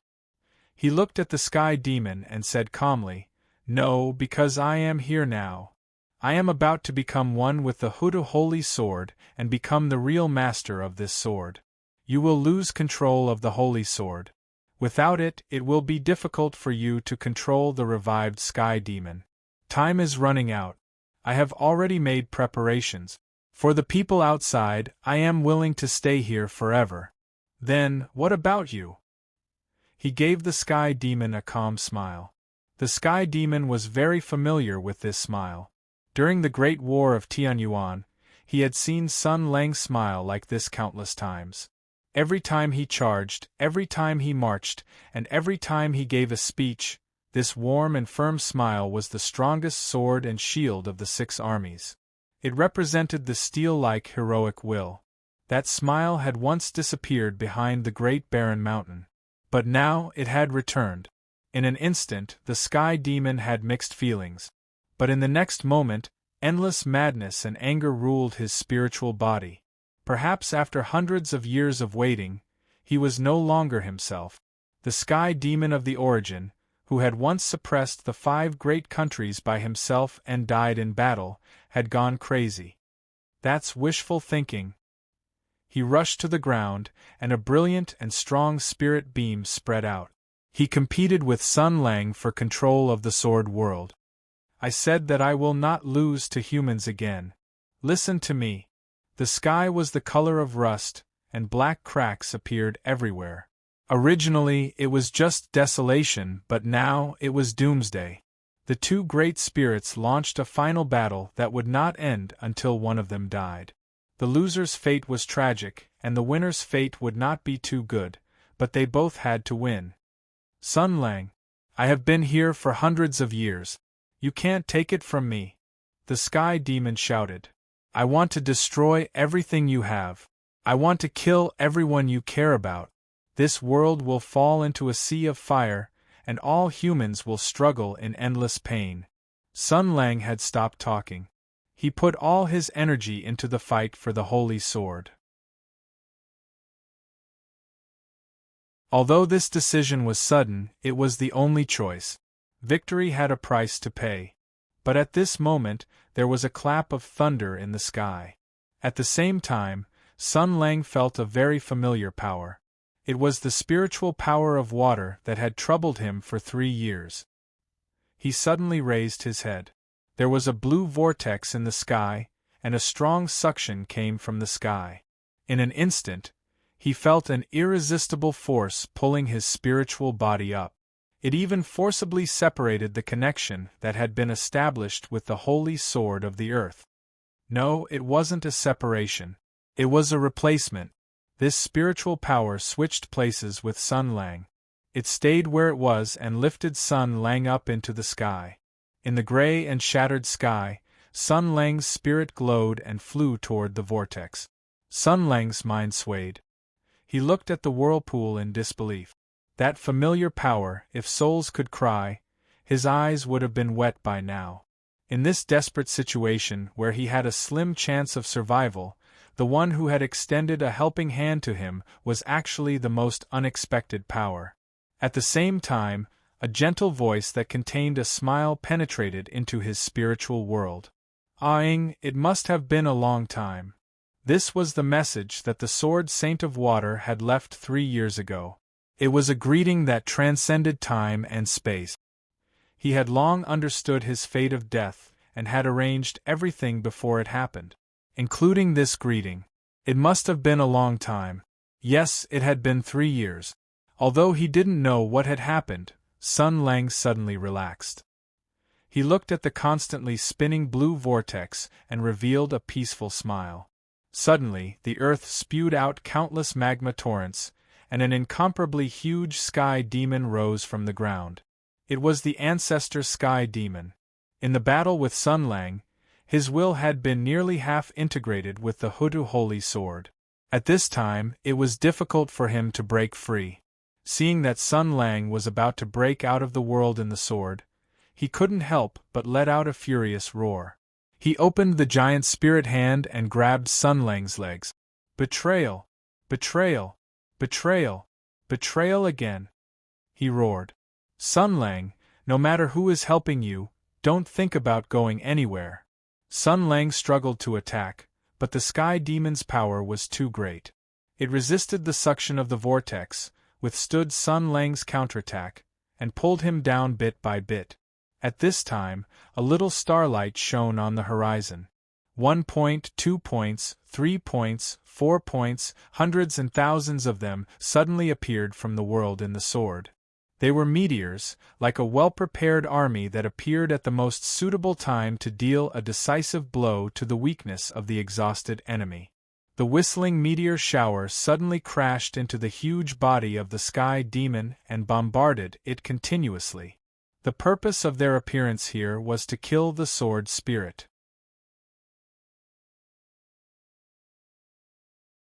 At this moment, the sky demon was integrated with the holy sword, and these human souls were qualified to hurt it. The sky demon couldn't help but let out a painful roar. Sun Lang grasped the most precise time and struggled hard, breaking free from the sky demon's restraint. He floated in the air and didn't leave immediately. The sky demon below was roaring angrily, resisting the bombardment of meteors from all directions. A ray of starlight appeared in front of Sun Lang, revealing her original appearance. It was a person that Sun Lang would never forget. Sun Lang stared at her in a daze. Empress grabbed Sun Lang's hand and stared at him for a few moments, as if she wanted to remember him forever. A faint smile appeared on her lips. After 3 years, this was the most sincere smile she had ever given him. "Do what you should do, Sun Lang," she said. "Don't hesitate. Go." Then, she threw Sun Lang into the whirlpool in the sky. Without looking back, she turned around and charged towards the roaring heavenly demons on the ground. Her subordinates and comrades were still fighting there. Sun Lang's spiritual body transformed into a ray of light and entered the vortex. In front of the Imperial City Hall, Sun Lang suddenly opened his eyes and took in a deep breath. His mind needed a period of time to adjust to returning to his body, let alone the fact that he had just experienced such a bitter battle and was exhausted. At this moment, the flames in the Emperor's eyes blazed. Although the Sky Demon had not yet escaped, it still used its connection to control Li Guangyuan. Li Guangyuan brandished the Hutu divine sword and stabbed it at Sun Lang. Yin Luo had been paying attention this entire time. Seeing this, he immediately swung his axe. However, Shen Yaohua was even faster. She let go of Sun Lang and allowed him to powerlessly fall to the ground. Her water-exuberant divine sword glowed with an azure sword light. This was a sword that had been tempered thousands of times. For this sword, she had practiced for no less than several hundred days. The sword was as soft as a finger. Water was impermanent, but it could also be as sharp as a blade. With just a turn of the sword light, Li Guangyuan's right arm was cut open. This meant that the last connection was severed. As his arm was severed, the Emperor's eyes turned from fierce to blank. He looked in astonishment at the arm that had been cut off from his body. He blinked his eyes and then realized what had happened. He muttered, "We," the flaming red power axe fell with a howl and cleaved down on his head. The 21st Emperor of the Hutu Empire only had time to say one word before his head was cleaved by the blazing angel. The high-speed vibrating axe cleaved his body in two like a hot knife through butter.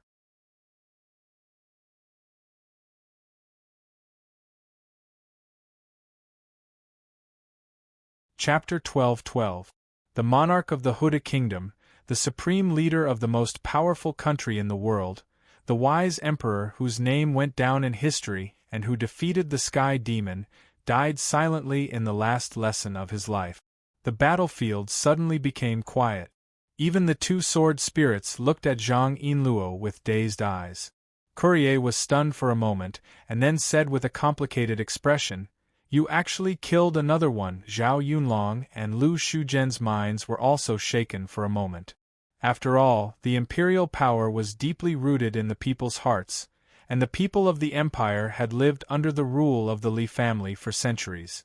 When the sacred Son of Heaven was casually killed, every citizen of the empire would feel a great impact. Ping Yang stopped in a daze. "Father," there was unconcealable sadness and pain in her tone. No matter what, they were her family. She had lost two close relatives today. Yinluo was completely stunned. No. This is him. Wait. Shen Yaohua did not care about the matter of the emperor being killed at all. After she cut off Li Guangyuan's arm, she immediately turned to look at Sun Lang, and then Yinluo and the others' attention also turned to him on the ground. This person was the most worthy of attention. Everyone needed him, whether now or in the future. The two sword spirits looked at the Hutu sacred sword that had fallen to the ground.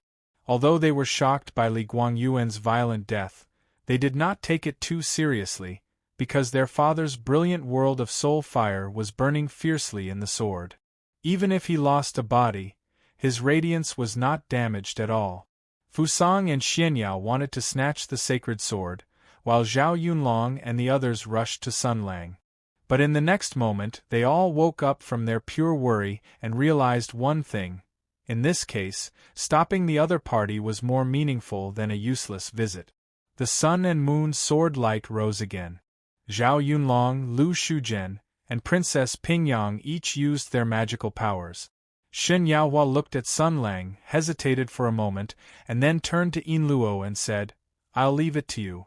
She then joined the battle group. With the addition of another sword saint, the pressure on the two sword spirits suddenly increased. Yinluo rushed to Sun Lang's side, opened his mask, took off his gloves, and gently touched Sun Lang's face. He said anxiously, "Hey, are you okay? Sun Lang, wake up quickly." Sun Lang blinked his confused eyes and showed a slightly weak and tired smile. Now, should the heroine cry out with tears and affectionate confession to pull me back from the brink of death? Yinluo was first surprised, then happy, and then laughed until tears came out. she said discontentedly. Now is not the time to joke. Really, I just. Anyway, are you okay? A lonely and melancholic look appeared in Sun Lang's eyes. He said softly, I seem to have had a very, very long dream, Inluo. I dreamed that Brother Jean never left. I dreamed that I didn't have to feel sorry for his death. I dreamed that that woman didn't die. I dreamed that she could pay for her sins in another way. Everything in the dream was very beautiful, but the next moment I woke up, he held Inluo's hand. The hand that belonged to the #1 expert in the world was trembling slightly. His expression was no longer as calm and peaceful as it usually was. Instead, it was weak, confused, and wavering. He seemed to have realized something, but he was trying to escape. He was clearly prepared, but he was hesitating. Inluo was stunned. Then she gently held Sun Lang's hand and put it on her cheek. She said softly, Since you said so, you must have made a decision. Then do what you should do. Don't be afraid and don't worry, Sun Lang. A hero will never be lonely. Just like how you will still encounter us after leaving the great desolate mountain. Even if we leave you one day, you will still be able to find a harbor that can calm your heart again, because a hero will never be lonely. Not far away, the Huda divine sword opened Li Guangyuan's broken hand and floated into the air, emitting a strong golden radiance. After Sun Lang left the divine sword, the sky demon regained control of it. This meant that all the sky demons who possessed humans would no longer be affected by the spiritual shock. They would once again become Li Guangyuan's claws and fangs.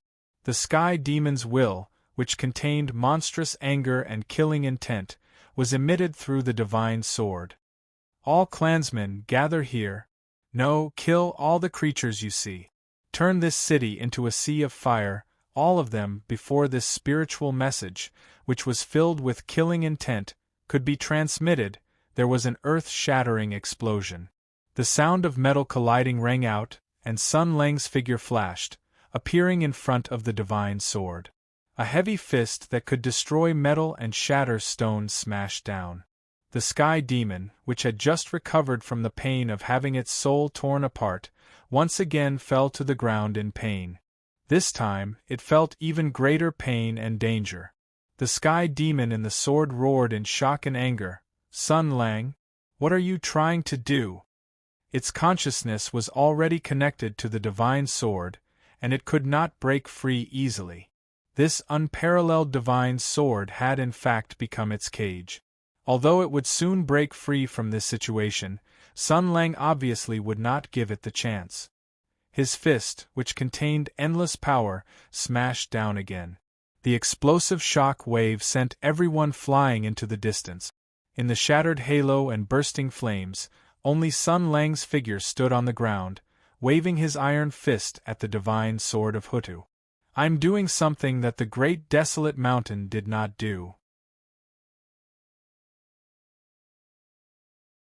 Sun Lang calmly said, This sword should have been broken 3 years ago. He was expressionless. Wind and thunder gathered in his right fist, and with rolling power, he suddenly hammered down. The divine sword clanged. In the spiritual world, the sky was torn apart and countless cracks were formed. The sky demon became more and more shocked and angry. He roared, If you destroy the divine sword, all the imperial army in the world will be destroyed, and Hutu will lose all its source of power. The legions of Ruijin and Lihua have already moved south. Sun Lang, do you want to let this country fall into a sea of fire? Sun Lang smashed down again. The imperial army should not have become the source of Hutu's power. What happened today proves this point. You and I both understand that the old era has passed. The divine sword of Hutu let out a cry, unable to bear the burden. The two sword spirits went crazy and attacked Sun Lang, but they were stopped by Zhao Yunlong and the others.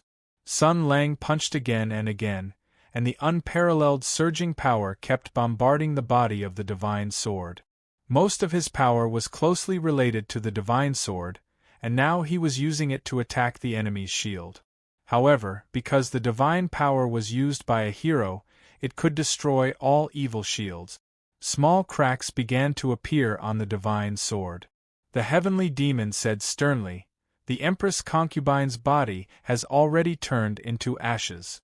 If you destroy the saint's sword and all the monarch weapons, she will have no place to stay. Her soul can only scatter."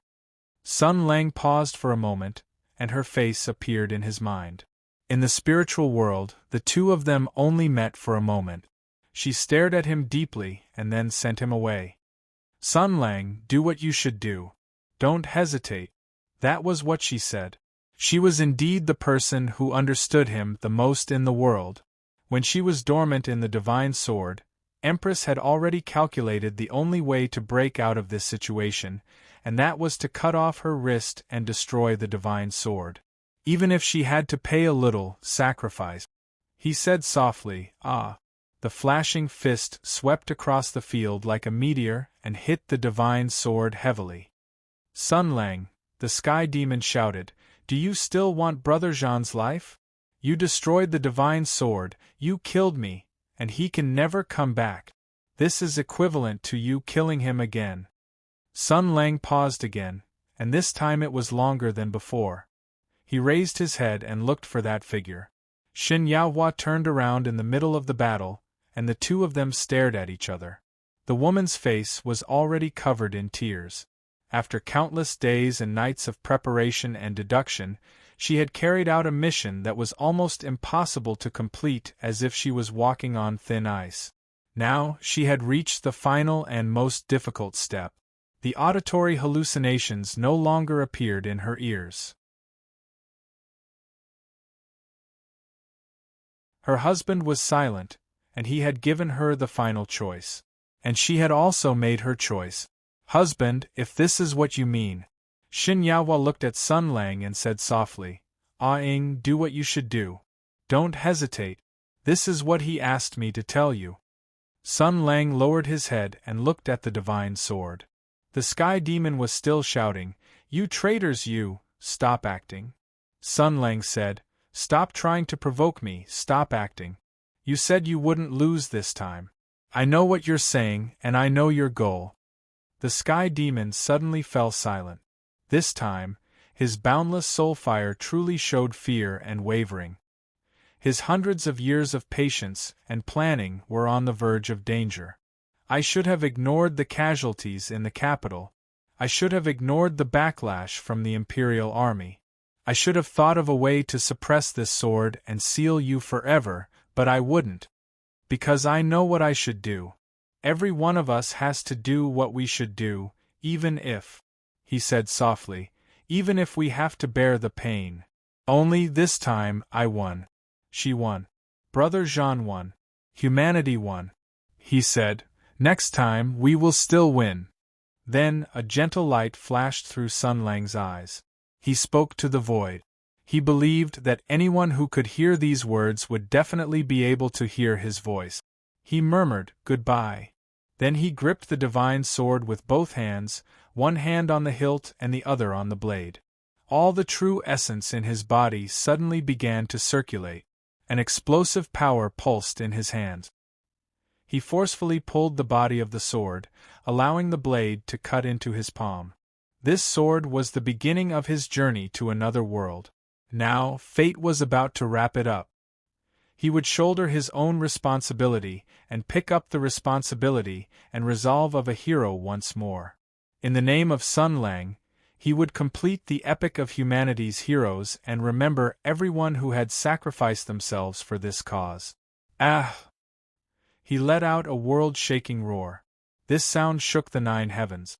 The divine sword of Hutu, which had suppressed the fate of the Hutu kingdom for hundreds of years, broke in response to this sound. A brilliant light instantly burst forth. Under the cover of this light that cleansed all the darkness, an extremely powerful spiritual will soared into the sky and then disappeared without a trace. The chain reaction caused by the collapse of the divine sword of Hutu immediately swept through the imperial capital. The Sun and Moon Sword Sage was the first to pass out. Fusang and Qian disappeared without a word. The sky demon in the imperial palace let out desperate screams at the same time. The imperial army in their hands collapsed like sand, and the blue flames in their eyes gradually dimmed. They had relied on the imperial army to maintain the essence of their existence. Now they would completely fall into a deep sleep. This chain reaction immediately spread to all parts of the imperial capital. All the imperial army turned into flying ashes. Whether it was the warehouse of the sacred implement supervisor or the weapons in the hands of the warriors, they either turned into ordinary iron or completely disappeared. And the sky demon that had occupied the human bodies also died. The human bodies softly fell down and let out uniform breathing sound. They must have had a very, very long nightmare. This destructive chain reaction would destroy the entire imperial army of the huge Huda kingdom. There would be a huge gap in the country's strategic deterrent power. It could be imagined that once the warriors of the 9 states found out that the imperial army was annihilated, there would be a huge change and turmoil. Moreover, the allied forces of Lihua and Ruijin were surging over. In the upcoming war, the Huda kingdom, which had lost the imperial army, would fall into a great passive position. But these troubles should be left for the future. The 2 halves of the sacred sword in his hands fell to the ground. Under the drifting golden light, Sun Lang looked in front of him in a daze. The sacred sword of the Huda kingdom was broken, and countless souls rushed out. Those were the soldiers who had been devoured near the sword palace. Their souls were guided by their bodies and returned to their original places one by one. Except for one person who had nowhere to go. Sun Lang slowly stretched out his hand and reached into the empty air. The power of the sacred sword transmitted and gave the slowly withered souls a physical body. In this dazzling golden light, in this broken wall, the beautiful human figure revealed her true body. Empress stood in the air, her long hair fluttering. Her face was full of tranquility. Her eyes were unprecedentedly gentle, as if there was a whole starry sky in them.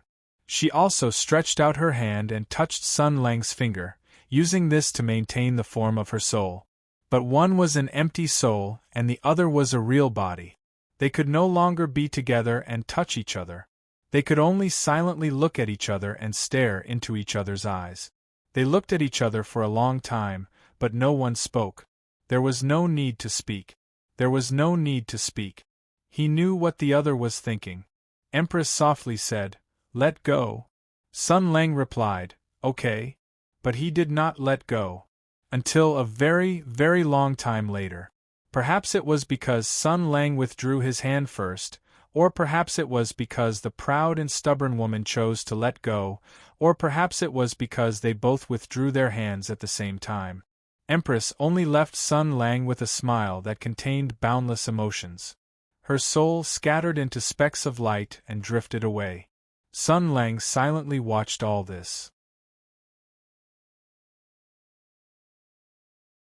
He watched as the spiritual light drifted away with the wind, rose into the air, drifted over the sky of the imperial city, flew over the streets of the capital, and then went farther and farther, higher and higher, drifted to every inch of the country's mountains and rivers, until it reached 10,000 rivers and mountains.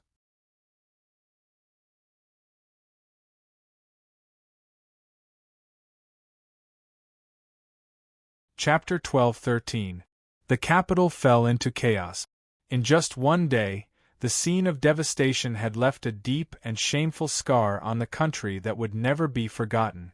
On this day, the empire had lost its sovereign, and the Empress Hudu had lost her imperial army. What was truly unacceptable was the truth beneath the smoke and ruins. The awakened officials of the court had to accept an even more unacceptable truth. The so-called imperial army had been a trap set up by the Sky Demon several hundred years ago. The revived Sky Demon had almost taken over the bodies of the empire's elite and usurped the country. The officials could only remember the heated debate in the Golden Palace. In the blink of an eye, the world had been overturned, the imperial city had been reduced to rubble, and the living emperor had been reduced to a gruesome corpse. Weeping could be heard all over the capital. This generation had experienced the most difficult moment of the Tianyuan War and had personally witnessed victory. They had weathered all sorts of storms, but at this moment, even the most shrewd of officials paled in shock. Because the Empress Hudu had lost her imperial army. All the imperial army had been turned to dust, and the transcendent martial artists of the imperial army had become mortals once more. The source of their strength no longer existed, and all the people who had relied on the might of the imperial army for so long were plunged into an enormous void and confusion. They had long ago gotten used to the imperial army, and now, they were like modern people who had lost their cell phones forever. Unrest broke out in the capital. Many martial artists found it impossible to accept this reality. They drowned their sorrows in alcohol or gathered together to cause trouble. Rumors and disputes arose, and those losers were even more unwilling to be left out. The martial artists of the imperial army had always been arrogant and lofty, but now that the imperial army had been destroyed, they had become mortals once more. That overwhelming difference in strength no longer existed. Grudges must be repaid with grudges. The old order had collapsed and shattered, and the capital was only a microcosm of the empire. The various grudges that had taken place in the capital would also be played out across the Central Plains. This was because the imperial army was a strategic weapon that had struck fear into the hearts of all countries. When it was being forged, the price had been secretly set. Now it was time for repayment. For this country, the consequences of losing a strategic weapon like the emperor's armament were far more far-reaching than anyone could imagine.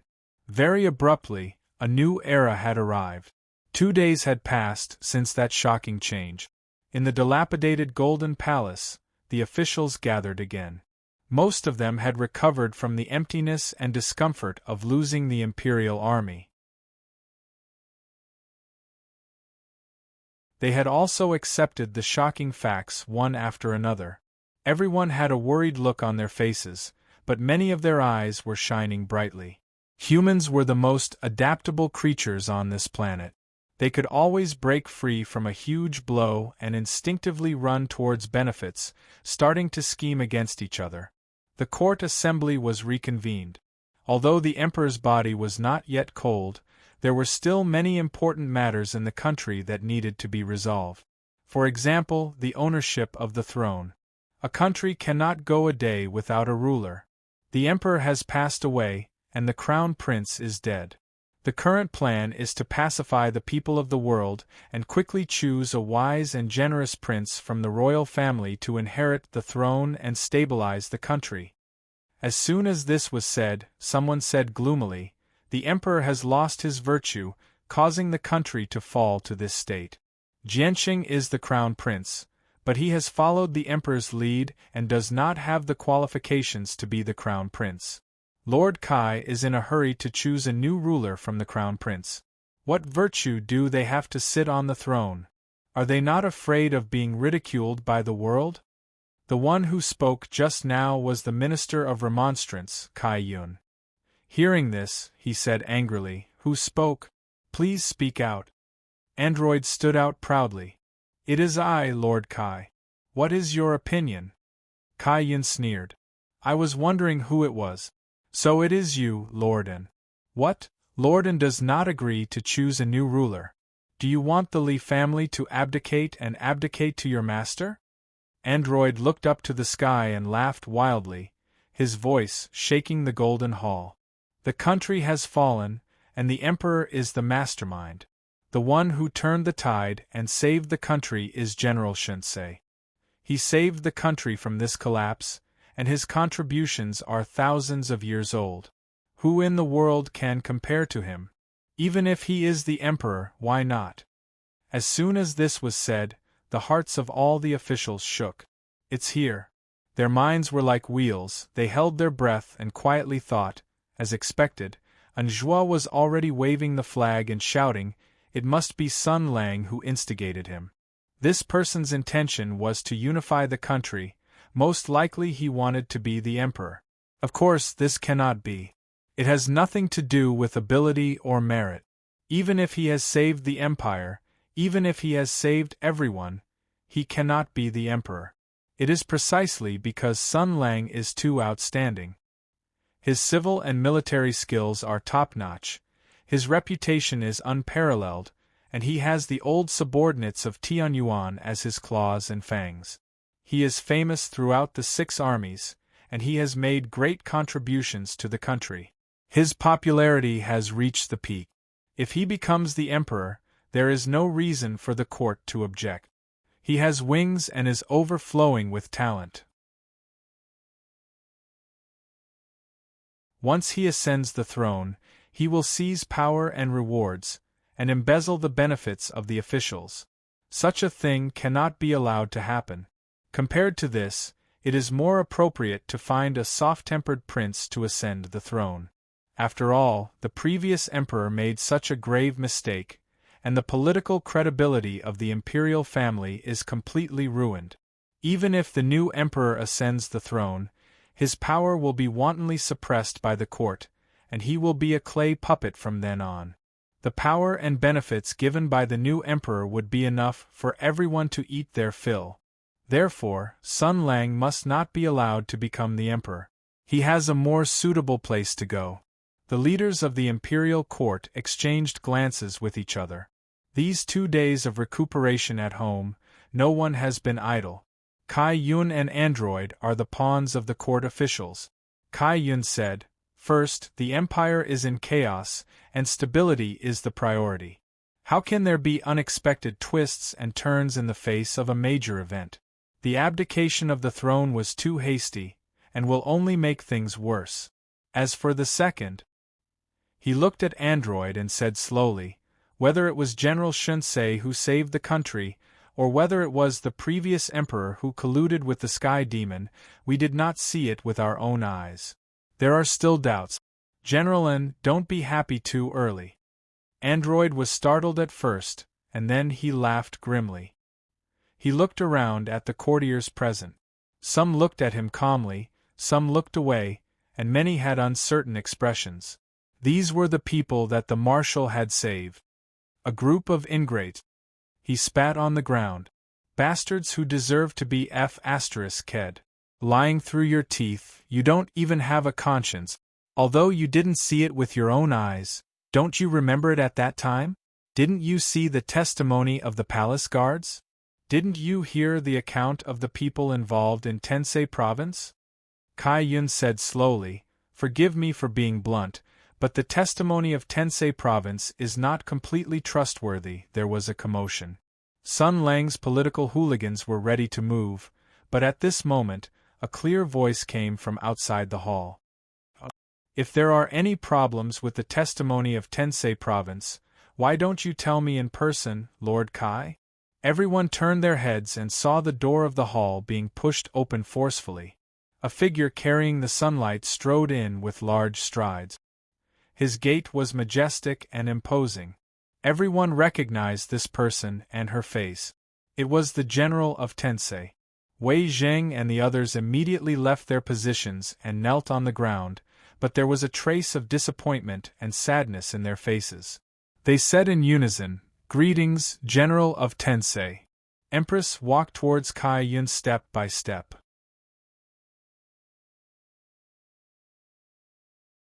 The latter's forehead was already covered in sweat, and the oppressive aura made it difficult for him to breathe. It was as if she had never lost the imperial army. "Lord Kai, please explain." Empress's clear voice echoed in the hall. "What's wrong with the testimony of Tensei province?" Kai Yun didn't say anything. "My father colluded with the Sky Demon for his own selfish desires and caused this disaster. This is a scandal of the royal family, and I should have tried my best to cover it up, but the Li family made a mistake, and the Li family has to take responsibility," she said sternly. "That's why I'm telling you everything frankly. It's to let you know the truth. It's to let the martyrs who died for the country get the honor and reputation they deserve. Otherwise, even if I make up a set of lies, How can you people who have been sleeping and listening to the opera tell the truth? Kai Yun couldn't help but look at his superior, who returned a sharp gaze.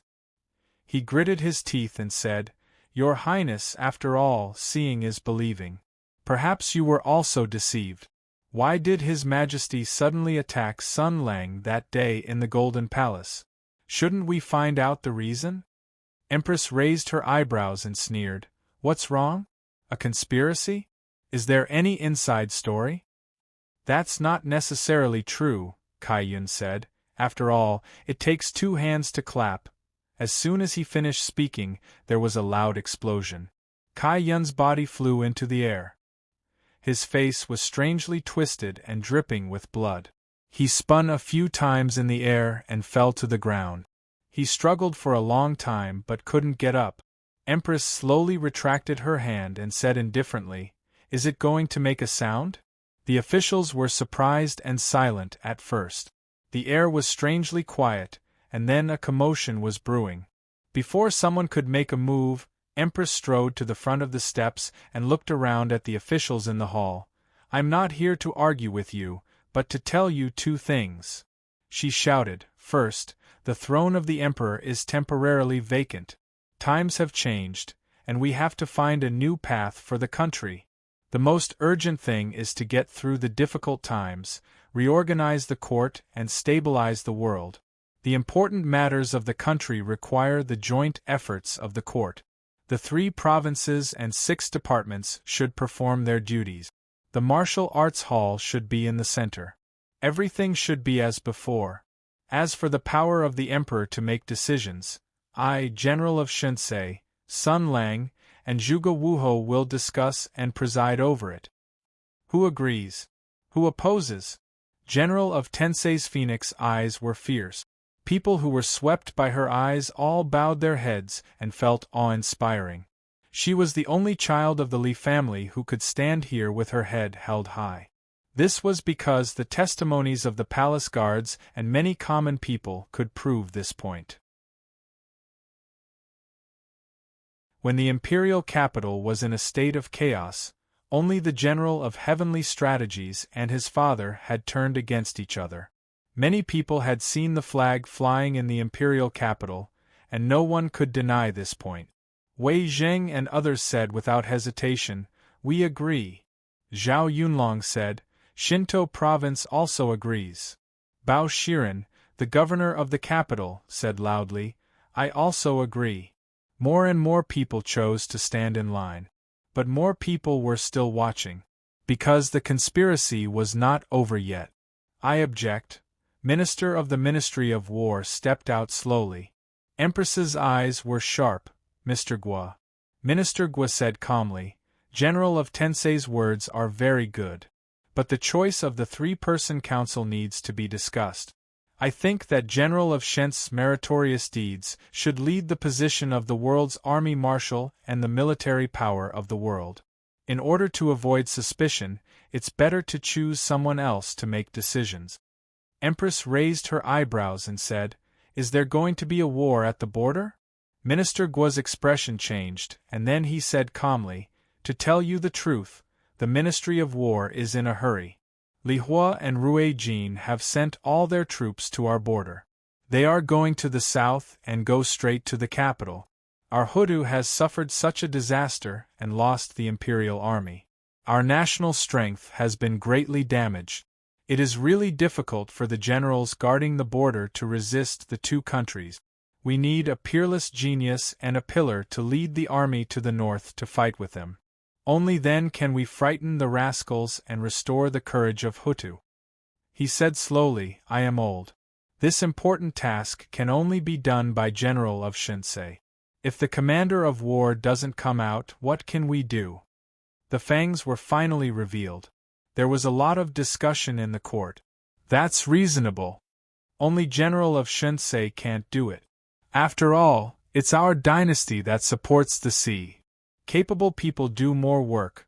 A silent but fierce storm was gathering. This was the most despicable trap. Almost all the tactics and military concepts of the empire revolved around the imperial army. At this time, The imperial army had been destroyed, and the strength of the 6 armies had been greatly reduced. Many of the armies didn't even know how to fight. Under such circumstances, if they hastily led the army to fight against Li Hua and Rui Jin, even if the general of war came back, they would still be defeated. However, a single defeat could completely wipe away all the glory, and achievements that one had earned. If Sun Lang didn't want to, they could only bow their heads and admit defeat according to the rules. The corners of the Empress concubine's mouth held a hint of a smile. Minister Gua said, "If I may ask, Your Highness Empress, where is General of Shunsei now? We are willing to visit him, and ask him to come out and help the country." Empress said indifferently, "Don't bother.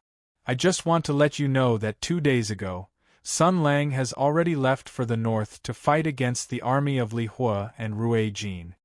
Sir Guo was taken aback. "What? How many soldiers did he bring?" Empress was silent for a moment.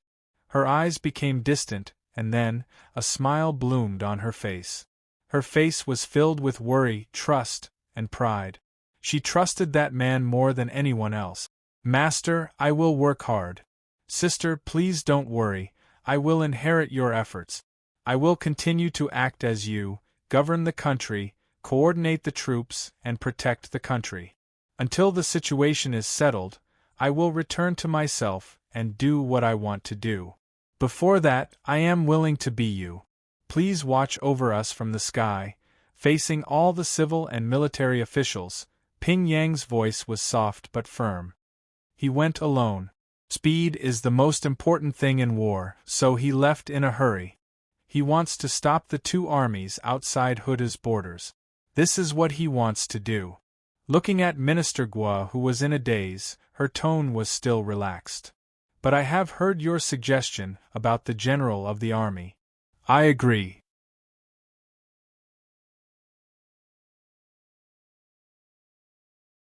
Chapter 12-14.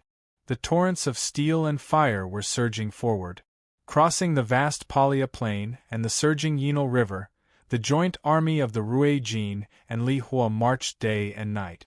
The vanguard of steel and fire had approached the border of Hutu. It was the first time that human beings had organized such a large-scale military operation after the Great War of Heaven's origin. Banners fluttered, engines roared, and power armors marched in unison. Thick black smoke spurted out of the chimneys of chariots. Complicated machines moved with their slender legs, and silent puppet troops moved at the same frequency. The boundless legion demonstrated the art of war that was perfected in the Heaven's origin era. Mobility, logistics, coordination, and dispatching. The cruel and beautiful war machines were running at full speed, craving blood and victory. In this unprecedented joint army, there were the most elite troops of the Rui Jin and Li Hua countries. They were legendary troops that had made countless contributions in the Great War of Heaven's origin. Crimson Angels, Lava Warriors, Icefield Firewolves. The Divine Right of Flames had sent 3 legions of the Church of Saints at the same time, and the country of Rui Jin had not only sent the Line Infantry Division of the Dragon Teeth Army, which was famous for its discipline, courage, and tenacity, but also sent out the Yura Mechanized Legion. Only the most powerful troops were qualified to seize the supreme glory. They were going to break into the territory of the most powerful country in the world and embellish their name with the blood and death of Hutu people. This battle was the lifelong dream of every soldier, which was to prove their bravery and glory with the blood of the strongest enemy, or to die in the greatest and bravest battle. They marched with high morale. If the commanders of the 2 countries were still confused about this invasion before, then now everybody was in a hysterical frenzy. Because a lot of information came back from the Imperium, and all the intelligence pointed to one thing. The capital of Hutu had fallen into great civil strife, and the Imperium had lost all the Imperial army overnight. The strategic and military power of this terrible country had suffered heavy losses. This was a once-in-a-lifetime opportunity. It was the smile of the god of war. Fate was on the opposite side of Hutu. Without the Imperial army, The unreasonable supernatural forces of Hudu Empire were nowhere to be found. The powerful martial artists returned to the bodies of martial artists with limit. In front of the dense firepower and the ingenious machines that knew no pain or fatigue, miraculous martial arts were no longer a fatal threat. The results of the vanguard had already proved this point. The lightly equipped scouts took the lead to break into Huda's territory on the fast mobile vehicles.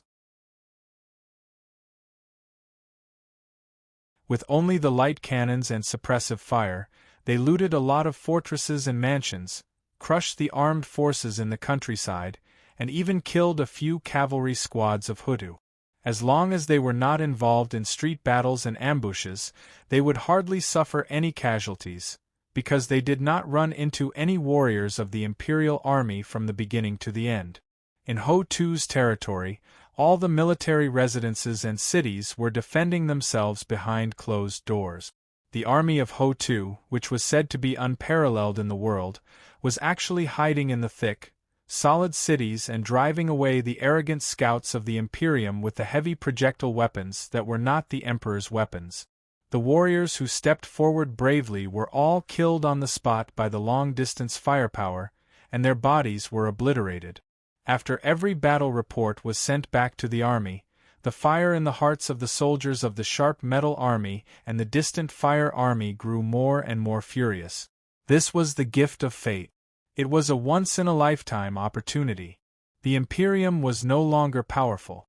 Having lost its strongest reliance, the powerful country that used to dominate the world was now extremely weak. It was like an unparalleled beauty who had taken off all her armor and protection, and it could only be bullied and trampled on. The desire and evilness in everybody's heart had been ignited. They could not wait to attack, loot, destroy, and wreak havoc. They had been waiting for this day for a long, long time. Invisible waves were entangling in the sky. For this attack, the distant Fire Army and the Sharp Metal Army had almost used all the new tactics and secret weapons. The short-distance communication system that used to be carried among the Blazing Angels had been equipped to the level of squads. The command system covered the entire army from top to bottom. The orders could be extremely precise, and all the movements on the battlefield would receive the truest feedback. Right now, the marching troops received the latest orders from the highest command center. Stop marching! Defend! The field commanders issued the latest orders loudly. In the communication channel, the lower-level officers uttered voices that were both fearful and expectant. Is the main force of Hudu here? Are we going to start the real battle? However, the commanding officer who relayed the orders was also puzzled. No, our Blazing Angels did not detect any large-scale military movements, and there is no battlefield intelligence that indicates an enemy attack, another person asked. So, where is our enemy? Who are we defending against? No one could answer this question. At least, the people here could not. In the highest command center, the generals of the two countries who were in charge of the overall situation received confidential information. This prompted them to order the troops to stop moving forward and set up defensive formations on the spot to guard against the upcoming attack. Below the command center, the overwhelming army began to move. In the vast plains, chariots, infantry, and cannons were deployed. The staff officers passed down the complicated and precise orders. Every army was a part of the war machine, and they operated without any mistakes. The most powerful army in the world slowly spread out. The large armies moved in all directions, and the dozens of cannons that were quickly set up could shoot heavy firepower to every corner of the battlefield. The chariot legions that were on standby could quickly pounce on any gap. Not to mention the infantry that were on standby. This endless formation, this steel fortress, even if it was piled up, it could crush any enemy in the world. Now there was only one question left. All the soldiers of the two countries were waiting with bated breath. How many enemies were there, and where were the enemies? Soon they knew. A soldier looked into the sky and shouted, "Meteors!" A few light halos flickered faintly in the sky, but very quickly they revealed their bodies. Over 10 streams of flames descended from the sky, like a meteor shower. All of the light flames descended extremely quickly, and in the blink of an eye, they crashed onto the ground, releasing loud whistling sounds, coincidentally landing near a distant fire army. The soldiers turned their muzzles and waited. When the smoke and dust dissipated, they cried out in unison. This was because the meteors that fell from the sky were not meteors, but fragments of blazing angel. The blazing angel armor, which was at the top of the blazing angel battle order, was now in tatters and in shambles. A black-haired, white-clothed Imperial pulled out the unconscious Lord Blazing Angel from the blazing armor with his bare hand. Under the watchful eyes of all the fire soldiers, he tore off the blazing angel's head. There was no need for any questioning or judgment. The soldiers already knew who this person was and what he was here for. Guns, cannons, grenades, and flamethrowers. Under the command of the officer, the surging and ferocious firepower spread out, covering the sky and covering the earth. Bullet shells were flying and smoke was spreading. The smell of white phosphorus filled the battlefield, and intense flames suddenly surged. However, none of these attacks could approach this Imperial. Be it the invisible flames or the tangible bullets, they were all blocked in the air by an invisible force, unable to approach at all. This phenomenon shocked the soldiers. In order to boost their morale, the news of the destruction of the Hutu Imperial Army had been spread throughout the army. Everyone knew that the warriors of the Hutu continent had lost the extraordinary power to move mountains and seas. But now, such a godlike person had appeared in front of the formation. Sun Lang threw away the head of the Russian in his hand and raised his hand. The flames that were blocked outside suddenly blazed, and the bullets floating in the air quickly melted. He clenched his right hand, and in the next moment, the flames engulfed the liquid metal and swept it back. Amidst the frenzied screams and the no longer dense rain of bullets, he approached the enemy formation. In a moment, he had killed his way through. He was only barehanded, but it seemed that everything in the world could become his weapon. The enemy's body, the fragments from the power armor, the bullets fired at him, and even the air. The moment of fanaticism of the Li fire soldiers turned into an instant of fear. That unparalleled dense offensive could not hurt the other party at all, and could not even stop him. The weapons in their hands and the comrades beside them were not enough to rely on. They worshipped the flames as their god, but the imperial person in front of them was more like a myth, and everyone had become lambs waiting to be slaughtered. A sharp whistle sounded in the sky, and destruction descended. Several artillery positions roared without hesitation. The god of war had descended to the mortal world, and the high-intensity artillery bombardment covered the defense area of this army. The remaining soldiers were abandoned without hesitation, and the surviving Li fire soldiers died instantly. The hard power armor was twisted and shattered, and the solid ground was torn apart, and a huge amount of soil was thrown high into the air. As for the human bodies, they had long been turned into powder. Except for one person. Sun Lang's figure flickered and appeared several kilometers away. He arrived in front of one of the cannons, the black muzzle of which was pointed at him. The cannoneers removed the giant shell and pushed in new shells. They discovered that the Empire's people were standing in front of the cannons. The officer in charge of this cannon fired without hesitation. Sun Lang raised his hand and blocked the muzzle of the cannon. The artillery soldiers saw flowers explode in front of them. They saw the sturdy and slender cannon bulge from the middle, and the cracks in the cannon shone with light. Then they heard a deafening sound, and the destructive jets madly scattered in their direction. In an instant, these people were turned into small fragments, and Sun Lang's fingers flicked, and flaming metal was accurately thrown into every ammunition box. The deafening explosion spread wantonly, and the entire battlefield could hear it clearly. The communication system that covered the entire battlefield played a negative role.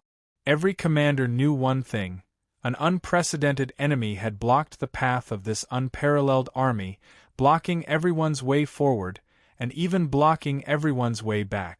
The major armies in the entire war zone began to mobilize. As if to crush the last resistance of Hutu, the commanders began to vent their anger. Perhaps it was because they had not seen Sun Lang's unstoppable figure with their own eyes, or perhaps they thought that no matter how strong a warrior was, there was a limit, or perhaps they just wanted to cover up the absurd uneasiness in their hearts. One army after another began to move, rushing in the vast plain. They tried to encircle the enemy who was alone. And Sun Lang was fighting. He seemed to have no purpose. He did not destroy all the artillery positions, attack the logistics, or go straight to the enemy's command center. He was just killing.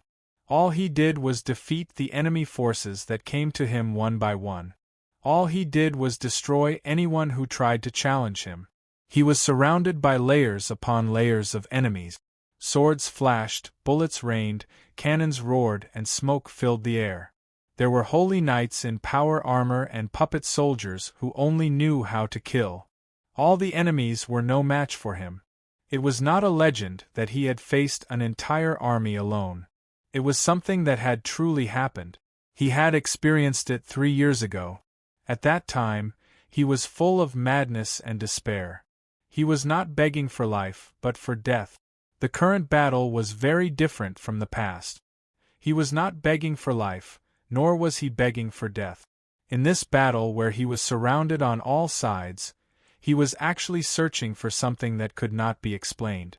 The affairs of the world were unpredictable, and fate was difficult to understand. He suddenly felt a trace of confusion. 3 years ago, he wanted to destroy the world. 2 years ago, he was silently calculating the time for revenge. 1 year ago, his hatred had not decreased at all. Half a year ago, he was still thinking about how to make the Li family pay the greatest price. And now, he was standing here, blocking the aggressive invaders outside the gates of the country. He was a savior, not an avenger, a protector, not a destroyer. He did something completely different from what he had expected. Just like that day, when he heard Inluo say that the armies of the two countries were going straight in, he did not hesitate to go up north. He was just thinking about some things. In other words, he had been thinking about many things during these 2 days of hurrying on the road. The Emperor was wrong. In the great desolate mountain, Brother Jean's face was stained with blood. His back was facing layers of sabers, spears, swords, and halberds. Who told me, Ping Yidao, to live in this world for this group of foolish people? In the secret room of the bamboo hut, even though the strange doctor clearly understood the ugliness of human nature, he still persevered. Don't make fun of me.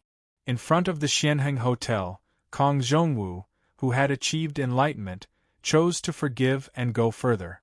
This is what an important official of the imperial court and a legend in the army should be like. The strong should do as they please. The superior should be cold-blooded and heartless. The tallest tree in the forest will be destroyed by the wind, and the heroes will die without a burial place. This is a principle that I understood a long, long time ago. Now it seems that, of course, here. See you again in Mingzhou. Qin Hui let out a shrill laugh of ecstasy. Marshal, there are some things that can surpass hatred. Do you believe it now? In front of his wife's grave, Qi Guanyin, who had lost his love forever, asked in a daze. This was a dark world. There were evil people and stupid people. Those who insisted on justice and light were always in the minority. But because these people illuminated the starry sky, this world was not hopeless. He had always been searching for peace of mind. I'm sorry. Have you brought shame to my grandson's name? I've already fought that beautiful battle. I've walked all the paths that should be taken. I've also guarded the paths that should be guarded. We should thank you. All of us should thank you. Thank you for everything that you've done for us. I promise you that from now on, I'll live well. Sun Lang killed, attacked, recalled, and remembered. Along the way, all the things that he had seen, all the things that he had done, and all the people that he treasured. Their images slid through his mind like a revolving lantern. Those who loved him, those who cared about him, those who trusted him, and those who doubted him, and those who were hostile to him. These people, these things, the good and the bad, together formed this lively world. In the end, the figure of a woman appeared in his mind. She was proud and majestic, tyrannical and domineering. Most of her love and dedication in her life had been given to this country, and he had only received a small part of it. They had once loved each other, but then they turned against each other. He wanted to kill her as soon as possible, and his desire for revenge had never stopped. But no matter what, he still liked it very much, and he would never forget it. He suddenly stopped killing, closed his eyes and smiled. He put his hand on his heart. He felt this land. This land was responding to him. It was as if the woman who had disappeared with the wind was also responding to him. It was as if all the people that he remembered were responding to him.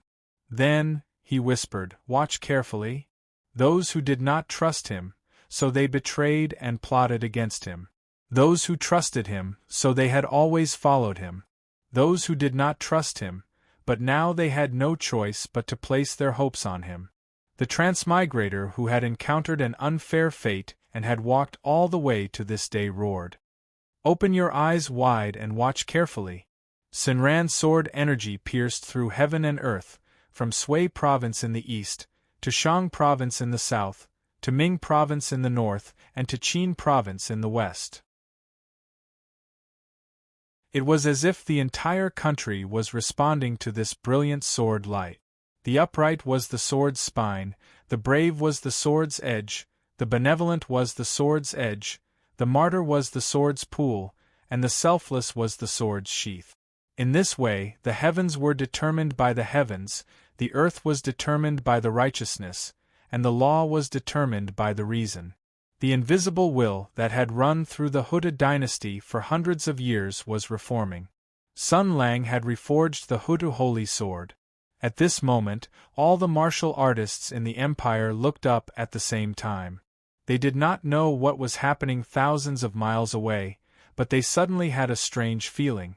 It was as if they could see the path ahead. Sun Lang held the sword in his hand and swung it down. The world shook, the sun and moon dimmed, and the earth was instantly plunged into darkness. Endless dust spread out as if it was the end of the world. On the battlefield, everyone fell into fear and despair, fleeing in all directions. In the face of such an enemy, everyone had lost the courage to fight. They could only hear the rumbling in their ears, and the ground beneath their feet was shaking violently. In front of the terrifying wrath of the world, the strength of mortals was insignificant. They could only pray to the unseen fate for their lives. After an unknown period of time, the soldiers of the two countries woke up from their endless fear and blankness. After confirming that they were still alive, they patted the dust off their bodies and woke up their comrade. They wanted to reorganize their formation or at least pull themselves together. But in the next moment everyone fell into a daze. A gust of wind blew, and the dust that covered the sky dispersed. The sun shone on the earth again, illuminating the surrounding scenery. An extremely shocking scene appeared in front of everyone. An incomparably huge holy sword was deeply embedded in the earth, towering over the clouds. It was taller than all the mountains they had ever seen. It was like a divine weapon left behind by the gods in the mortal world. They looked up, but they could not see the top. But just by looking up, they could feel the oppressive and powerful aura coming at them. It made them feel terrified and shaken. They felt that even the most powerful thing in the world could not block this sword's slash. More importantly, they knew that this sword of heaven and earth belonged to one person. The weapons fell to the ground, the brave warriors were in a daze, and all the soldiers stared at this miraculous scene in a daze. Their faces were pale, their bodies trembled, and their knees went soft as they knelt down one after another.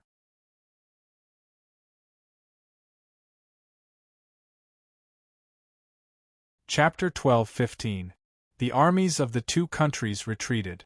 They had embarked on the journey with boundless fanaticism and ambition, but before they had even achieved victory, they had suffered a devastating blow, both physically and in morale.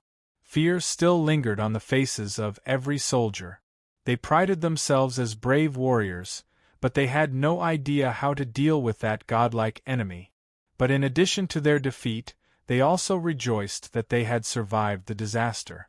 At least they could still go home. But the commanders of the two countries were in an even more complicated mood. After slashing down with his sword, Sun Lang casually strolled into the command post of the coalition army. Under the fearful gaze of the guards, he told the Grand Marshal of the coalition army, the commanders of the ecclesiastical Templars, and the commanders of the Dragon Teeth army about what had happened in Hudu Empire. The generals of the two countries received the most accurate information, including the most puzzling question: why did Hudu Empire lose all of its imperial army in a single night? The answer made their blood run cold. Because Sun Lang mentioned a coincidence that made them feel horrified. Why did the rulers of Ruijin and Lihua foresee that Hudu Empire was about to fall into a destructive civil war? Why did they prepare for the war in advance? Why did the remnants of the Sky Demon dance gracefully in Hutu Empire's calamity? Then, could the same note be hidden in the two countries? Such guesses and reminders made the warriors, who had been through hundreds of battles, feel waves of fear. In the face of this unprecedentedly powerful enemy, even the bravest warrior had to admit that the odds of victory were zero. There was no need to continue this war. The generals were all anxious to go home. If Sun Lang's words were not just an alarmist, it meant that a great danger not inferior to the chaos in Hudu Empire was approaching their countries. The attitude of the divine originals of the three armies of the ecclesiastical Templars was the most intense. They were worried about their beloved divine emperor and their other brothers, so they were anxious to return to St. Yuri Castle to find out the truth and sweep away their worries. A great rebellion was about to sweep across Lihua Empire. The news of the enemy's withdrawal swept across the border of Hudu Empire as if it had grown wings. The military and political officials did not believe it at first. The scouts and guerrillas swore, and even made a military pledge, that a sword peak had indeed appeared in the north of Tumun Ridge. The area within a radius of several dozen li was covered in broken armor and wreckage. When they talked about this matter, their faces were filled with fanaticism. The officials still did not believe it. They were afraid it was a trap set by the enemy. Thereupon they sent out 3 fourth-ranked civil and military officials to lead a team to investigate. These officials wrote their wills, hid the poison well, and immediately set off. At the same time, there were also many warriors and chivalrous men among the common people, the martial arts world, and the wealthy clans who were heading towards the legendary Sword Lofty Peak. Their families, properties, and ancestral shrines were all there. They had to confirm with their own eyes that the enemy had retreated. They had to figure out what had happened. Soon, they witnessed everything with their own eyes. When people saw towering mountains, they would sigh at their height. When people saw magnificent cities, they would praise them for their magnificence. It was precisely because of their own insignificance that when people saw the vastness of the world, they would be overwhelmed, fearful, and in awe. When they saw this peerless sword that reached the heavens, their minds went blank. They were all warriors and had been climbing towards the peak of martial arts all their lives. After seeing this sword, their instincts as warriors immediately told them an unbelievable fact. This was not a divine work of nature, nor was it the mighty power of a god. It was the manifestation of a warrior's essence, chi, spirit, and will. The scenery of the peak of martial arts was slowly unfolding in front of everyone. Some people cried out loud, some people knelt on the ground devoutly, some people sat cross-legged, and some people endured the huge surge of emotions and turned to leave. They had to pass this shocking news back. When this mythical news was confirmed, there was only one question left. Who did this? People madly searched for clues. There were even people who were not afraid of death, who took several fast horses to the north and chased after the armies of the two countries. They wanted to ask who exactly beat them up.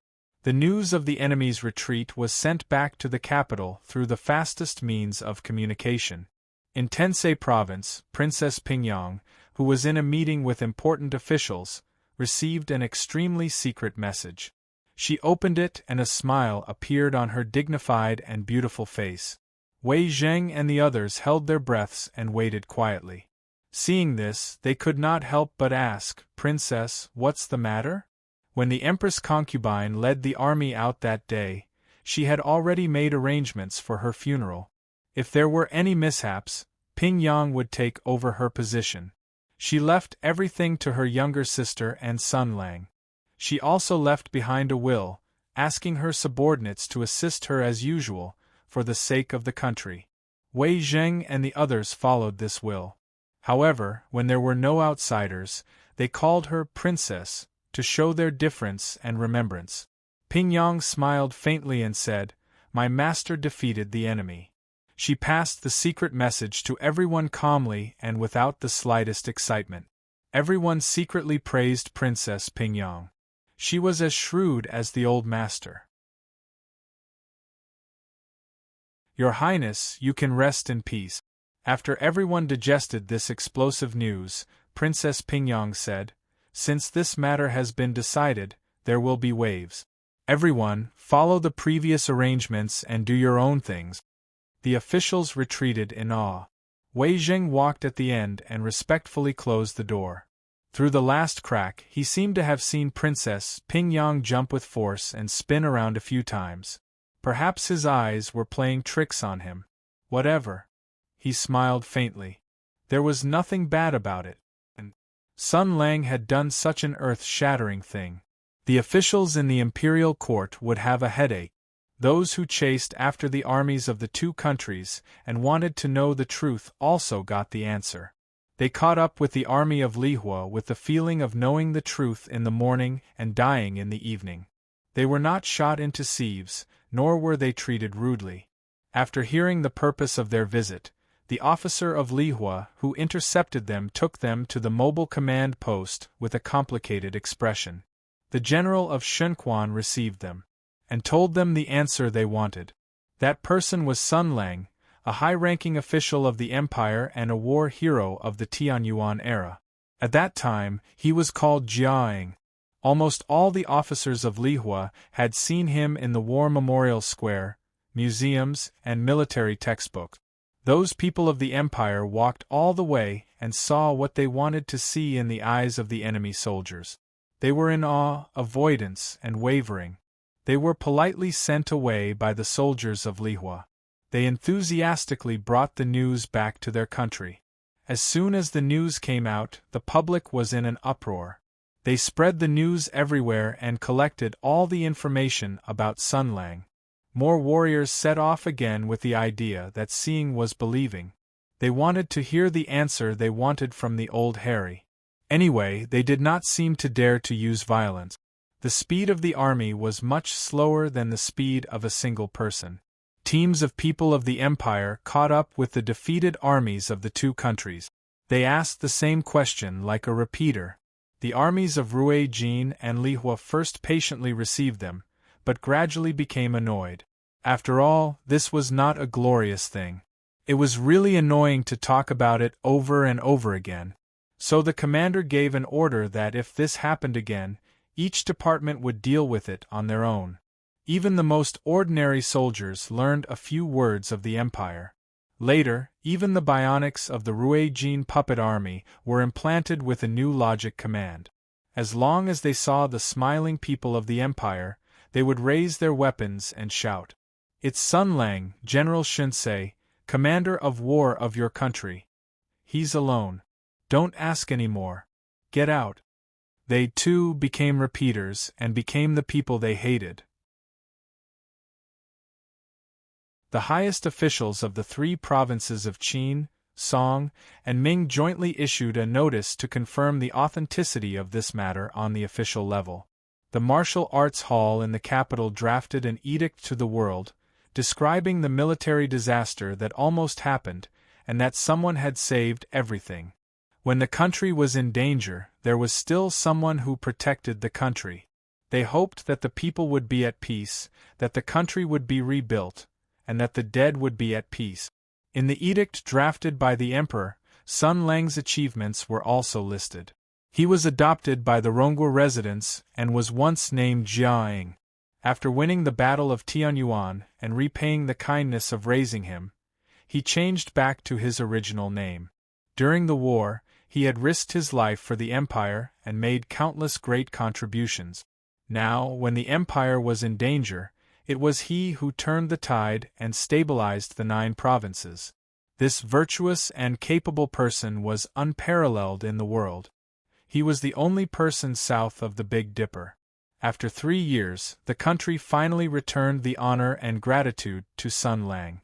The news spread all over the 9 provinces. When the general was playing around in Ming Province, I had the honor of drinking with him and chatting with him. We hit it off very well. Now that I think about it, his voice and smile are still vivid in my mind. The governor of Ming Province, Lord Lu Shoyan, was bragging with his vassals. Everyone was listening attentively and looked envious. In fact, they were really envious. May I ask, Lord Lu, what were you chatting with the general about? Lord Lu said seriously, "Of course, we were talking about important matters of the country." Father! A petite figure pushed open the door of the study room. The little girl ran to Hu Shouxin's knees and shouted, "That big hero, is he Uncle Sun Lang that you always talk about?" Hu Shouxin touched his daughter's little face and smiled. Yes. The little girl pouted. "When Uncle Sun Lang was in Ming Province, why didn't you let me see him? If I saw him and told Dafeng and the others, they would be so envious." Hu Shouxin made a face. "Your Uncle Sun Lang is good at everything, but he's a big bad wolf. If he saw you, he would definitely swallow you into his stomach." The little girl giggled. "Of course not. Father, you're lying again." "How am I lying?" Hu Shouxin said with a stern face. "You always complain that the name Huda is too unpleasant to hear and cry to the heavens. Let me tell you the truth. This name was given to you by your Uncle Sun Lang. Tell me, isn't it very bad for him to give a girl such a strange name?" The little girl blinked and then screamed. "This name was given by Uncle Sun Lang?" Hu Shouxin choked. "Yes." As soon as she said that, she ran out and shouted, "I want to tell them." Hu Shouxin was stunned for a moment, then he laughed. F***ck. He muttered, "If I hadn't bumped into him by chance half a year ago and picked him up, I don't know what he would be like now. In the end, I'm still awesome." The embroidery hall was decorated with lanterns and colored banners. The well-known national entrepreneur, Mr. Zhang Jianyuan, spoke enthusiastically. "Speaking of stinky tofu, I think of General Shinsei. In the second half of last year, the stinky tofu that I developed with him officially walked onto the people's tables. This year, I will continue to be the head of the embroidery hall and promote this great delicacy to Ming Province and the world." In a gambling house, people were shouting and gambling. Someone asked curiously, "Big Sister, were you really captured by Commander of War?" Big Sister said with a smile, "How can it be fake? Many people can testify." The person was envious and respectful. Then, what kind of person is he? The female cat burglar licked the corner of her mouth as if she was recalling something. He's super powerful. In a Taoist temple in Tang Province, a high-spirited and intense voice was also heard. That day, I had a sudden impulse to do a divination. I immediately vomited several liters of blood, and my face turned pale. Guess what happened? I divined that a boundless blood disaster was about to come, and the world would be in chaos. People would be plunged into misery and suffering, and the country would collapse. I asked my sect for help and a warning, but they didn't believe me. Instead, they were very relieved. I could only set off alone and rush to the capital because many of my friends were there. The Taoist priest, who had the demeanor of an immortal and seemed to have a lot of cultivation, was speaking with fervor and assurance. The Taoists around him were stunned. What happened in the end? The country was indeed in chaos. If General Shinsei didn't turn the situation around, our hooded dynasty would have been finished. Oh, the heavens are really protecting us. His eyebrows danced, and he looked proud. You might not believe it, but General Shinsei's son Lang is a friend I made in Ming Province. He has the appearance of a celestial being, and he is handsome and extraordinary. He looks like a person who will do great things. This success can be said to be perfect. At this point, he sincerely prayed. General Shinsei is famous all over the world, and his achievements cover the universe. He has a high position and a good salary, and his fame and fortune are just ordinary things.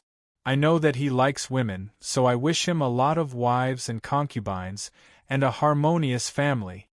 Rongwa's convoy was heading north, and the officials along the way became even more enthusiastic. Lin Daiyu softly said, "It's a pity that I couldn't help." Shui Baochai patted her hand. "There will be a chance." She looked up at the distant sky. "Grandma, did you see that? Husband didn't let anyone down." Another group of people entering the capital also received the same news. "It seems that we missed a big fight. It's all your fault for being too slow. That impostor actually used my name to shamelessly become the hero who saved the empire." Yes, Lu, Shu, Ren. The capital, Shinto province, was bustling with people, and gifts and invitations were piled up. In the quiet back garden, Sun Lang, who had secretly returned to the capital, received his first guest. "Wu Ho, it's been a long time." Zhuge Wu Ho looked at the few disciples standing by the side. He taught everyone without any bias, and every disciple had their own achievements, but the one that made him sigh the most was his closed-door disciple. "I once sighed, Shi Ren's personality is too straightforward, and might not be suitable for being an official. Even if he tries his best, it will only become more and more painful. I was wrong." Wu Ho raised his teacup.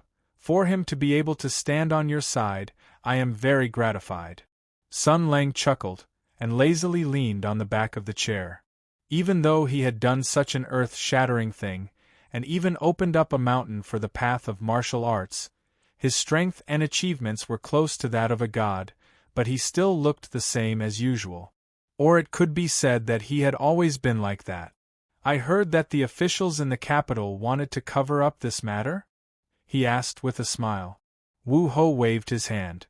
"The reason is very sufficient. For example, with you suppressing the country, the empire will be able to sit back and relax, and the citizens will lose their will to work hard, and so on and so forth. So they want to hide your name, not wanting to give this great merit to a real person." Sun Lang shrugged his shoulders and laughed. "Those are just people worrying over nothing. Human nature is like that. No one can look at everything rationally and calmly. After all, your actions are too shocking, and they are afraid that you will come to the capital with your sword, but they also do not want to bow and bend their knees to you. In the end, it's just the human heart." Sun Lang asked, "Then what is Wu Ho's intention?" Wu Ho gently waved his feather fan, and said calmly, "In all fairness, this old man also has objections. The empire has lost the imperial army. This is a change in the sky.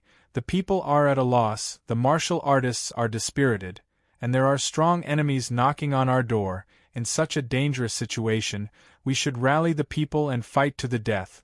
Even if we have to pay a large number of casualties, we must use hot blood and sacrifice to rebuild the backbone of the Empress of Earth. As such, the sacrifice is worth it, because the strength of the Empress of Earth is not in the imperial army, but the confidence in her unrivaled martial spirit.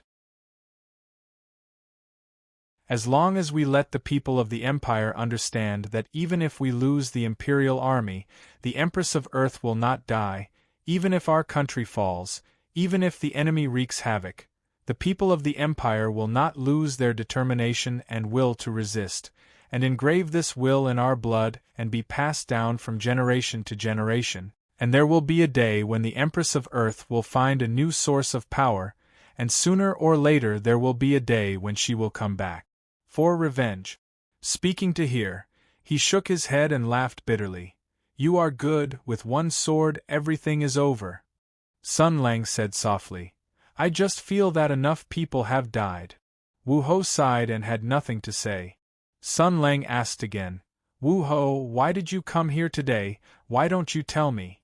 The legendary minister put down the feather fan in his hand and said solemnly, I'm here as a citizen of the Imperium to fight for a healthy and promising future for this country. At the same time, another conversation was going on. Sun Lang said that Zhan Er's soul came from the division of the ancestor sky demon, so there is still hope. Don't go, okay? He wants Zhan Er to come back just like you. Yinluo reached out to Shen Yaohua. We will not stay in the Empire for too long, we are about to embark on a new journey. Come with us, let's bring your husband back. Shen Yaohua murmured, Li Hua. Zhang Yinluo nodded. She still remembered the cry for help from the blazing angel. The Li Hua kingdom must be in trouble. Thousands of miles away, across the mountains and seas. Here was another country, an ocean away from Hutu. The huge port took in and out goods day and night, huge airships floated in the sky, countless gorgeous towers stood on the ground, and people in robes walked in a hurry. It was already night here. The neat street lights occasionally flashed an orange arc, and in the dark night, strange shadows appeared. The night was the stage of another world, where people with abilities came and went. This was the capital of the great western continent's thousand-island United States, Aram. In the silence of the night, the Blue Palace was brightly lit. The commander of the United States, Fitzgerald, passed through layers of security procedures and entered the huge underground part of the highest administrative mansion. Every commander was the country's most powerful ability user. They personally guarded the country and guarded the country's biggest secret. Even the commander himself had to pass through these extremely complicated and almost perfect defense measures. At the bottom of the underground palace, he saw the country's most precious treasure, a head. This was an altar engraved with countless profound runes. Resplendent radiance flowed within, and gems and gold decorations were everywhere. They weren't luxuries, but rather arcane materials. This place was like another world where the rules of the world were distorted. Amidst the rising and falling electric arcs, resplendent crystals floated around like stars, surrounding and protecting the sun in the center. The sun was a head, the head of the sky demon. The eyes were tightly closed. The commander's gaze was attracted by this head. No ability user could resist being attracted by this head. It seemed to be the world's most perfect creation. Just by looking at it, one could feel the mysteries of countless rules of the world. In fact, through the exploration and analysis of this head for hundreds of years, the United States gave birth to countless ability users and developed countless powerful spells. They enshrined this head on the altar, in the world's purest black water, and passed it down generation after generation. The commander floated in the air and floated toward the head. Today, he received another intelligence from the Hutu Empire, the content of which made him feel annoyed. Previously, he hesitated whether to loot the Hutu Empire, but the following news made him break out in a cold sweat. What the hell? The Imperial army of the Hutu Empire was lost. How come there was such a guy? And the turmoil of the Hutu Empire, what was going on? As usual, he approached the great head, wanting to obtain peace and enlightenment from this head, but the next moment, the most powerful ability user in the United States had goosebumps all over his body. He saw the most terrifying scene in his life. This head, which had been silent for hundreds of years, suddenly opened its eyes. It gave him a ferocious smile. A huge amount of mental power surged out, instantly breaking the commander's mental defense. The two looked at each other, and the surging light of their souls connected. Sun Lang. The head was silently muttering a name. I look forward to the next round. The Huda sacred sword was not only the sky demon's hiding place, but also the cage that bound him, so he said he would not lose. Even if Sun Lang reversed the situation and won, in order to save the Hudu Empire from being destroyed by thousands of crazy warriors of the Imperial Army, he could only destroy the sacred sword. All of this was already destined. Just like fate, the river of time rolled forward. When Jia Ying's soul was destroyed, the Hudu Empire set up a spirit-gathering array, but the huge amount of energy gathered in the Hudu sacred sword could not find the soul of the deceased. Instead, it tore open time and space, summoning the ignorant Sun Lang to this place, changing his personal fate, the fate of the world, and the fate of the sky demon. The Hudu sacred sword did indeed contain the law of time and space, which was why it had such a miraculous effect. However, the law of time and space was the most difficult truth to comprehend in this universe. Even the sky demon could only make some superficial use of it, because this world was so vast, and the tributaries of the river of time were endless. At every moment, the world had countless possibilities. Perhaps Sun Lang's transmigration to this world was just one of the countless possibilities. Perhaps in other spaces there were other stories happening. But for the sky demon, for this world, this matter was meaningless, because the Huda's sacred sword had been destroyed. In the Imperial City, the power of the sacred sword was released for the last time. In the dark chaos, a consciousness slowly awakened. She had a splitting headache and was muddle-headed. It was as if she had a very, very long dream. Countless memory fragments appeared in her mind, the content very absurd, very fragmented, and very shocking. There seemed to be a voice calling out to her. "Your Highness? Your Highness?" She forced her eyes open and raised her head. She did not know where she was. Her mind was in chaos, and countless images came one after another. In this intense pain and confusion, one name was the clearest. Sun Lang. She said that name. Sun Lang. The person who called out to her was confused. Who is that? Is there such a person in the 6 armies? She looked at the person in front of her. Her chaotic mind cleared a little, and memories surfaced. Lord Wei. Your Highness, why are you so distant? The person in front of her was Wei Jing. He chuckled. Your Highness, are you still worried? There's no need. Commander War is a genius, and he has the support of Old Bai and the Sword Saint. He will definitely... She did not hear the rest of the words. She looked around and realized that this was a military tent. Memories flooded her mind. She had already recognized where she was. An indescribable sense of absurdity and shock surrounded her. A terrible conjecture arose in her mind. She grabbed Wei Zheng's collar and shouted, "What day is it today?" Wei Zheng was shocked. November 27th. Empress Weekly let go of her hand and took 2 steps back. In a flash, countless memories flooded her mind. Her hands trembled slightly, and her face was filled with mixed feelings. This was because this day was engraved in her mind. The battle of the Great Desolate Mountain was about to begin. Pass on my military order. You're tuning in to the Phoenix Knights YouTube channel. Don't forget to subscribe and join us on this journey to catch the most captivating stories.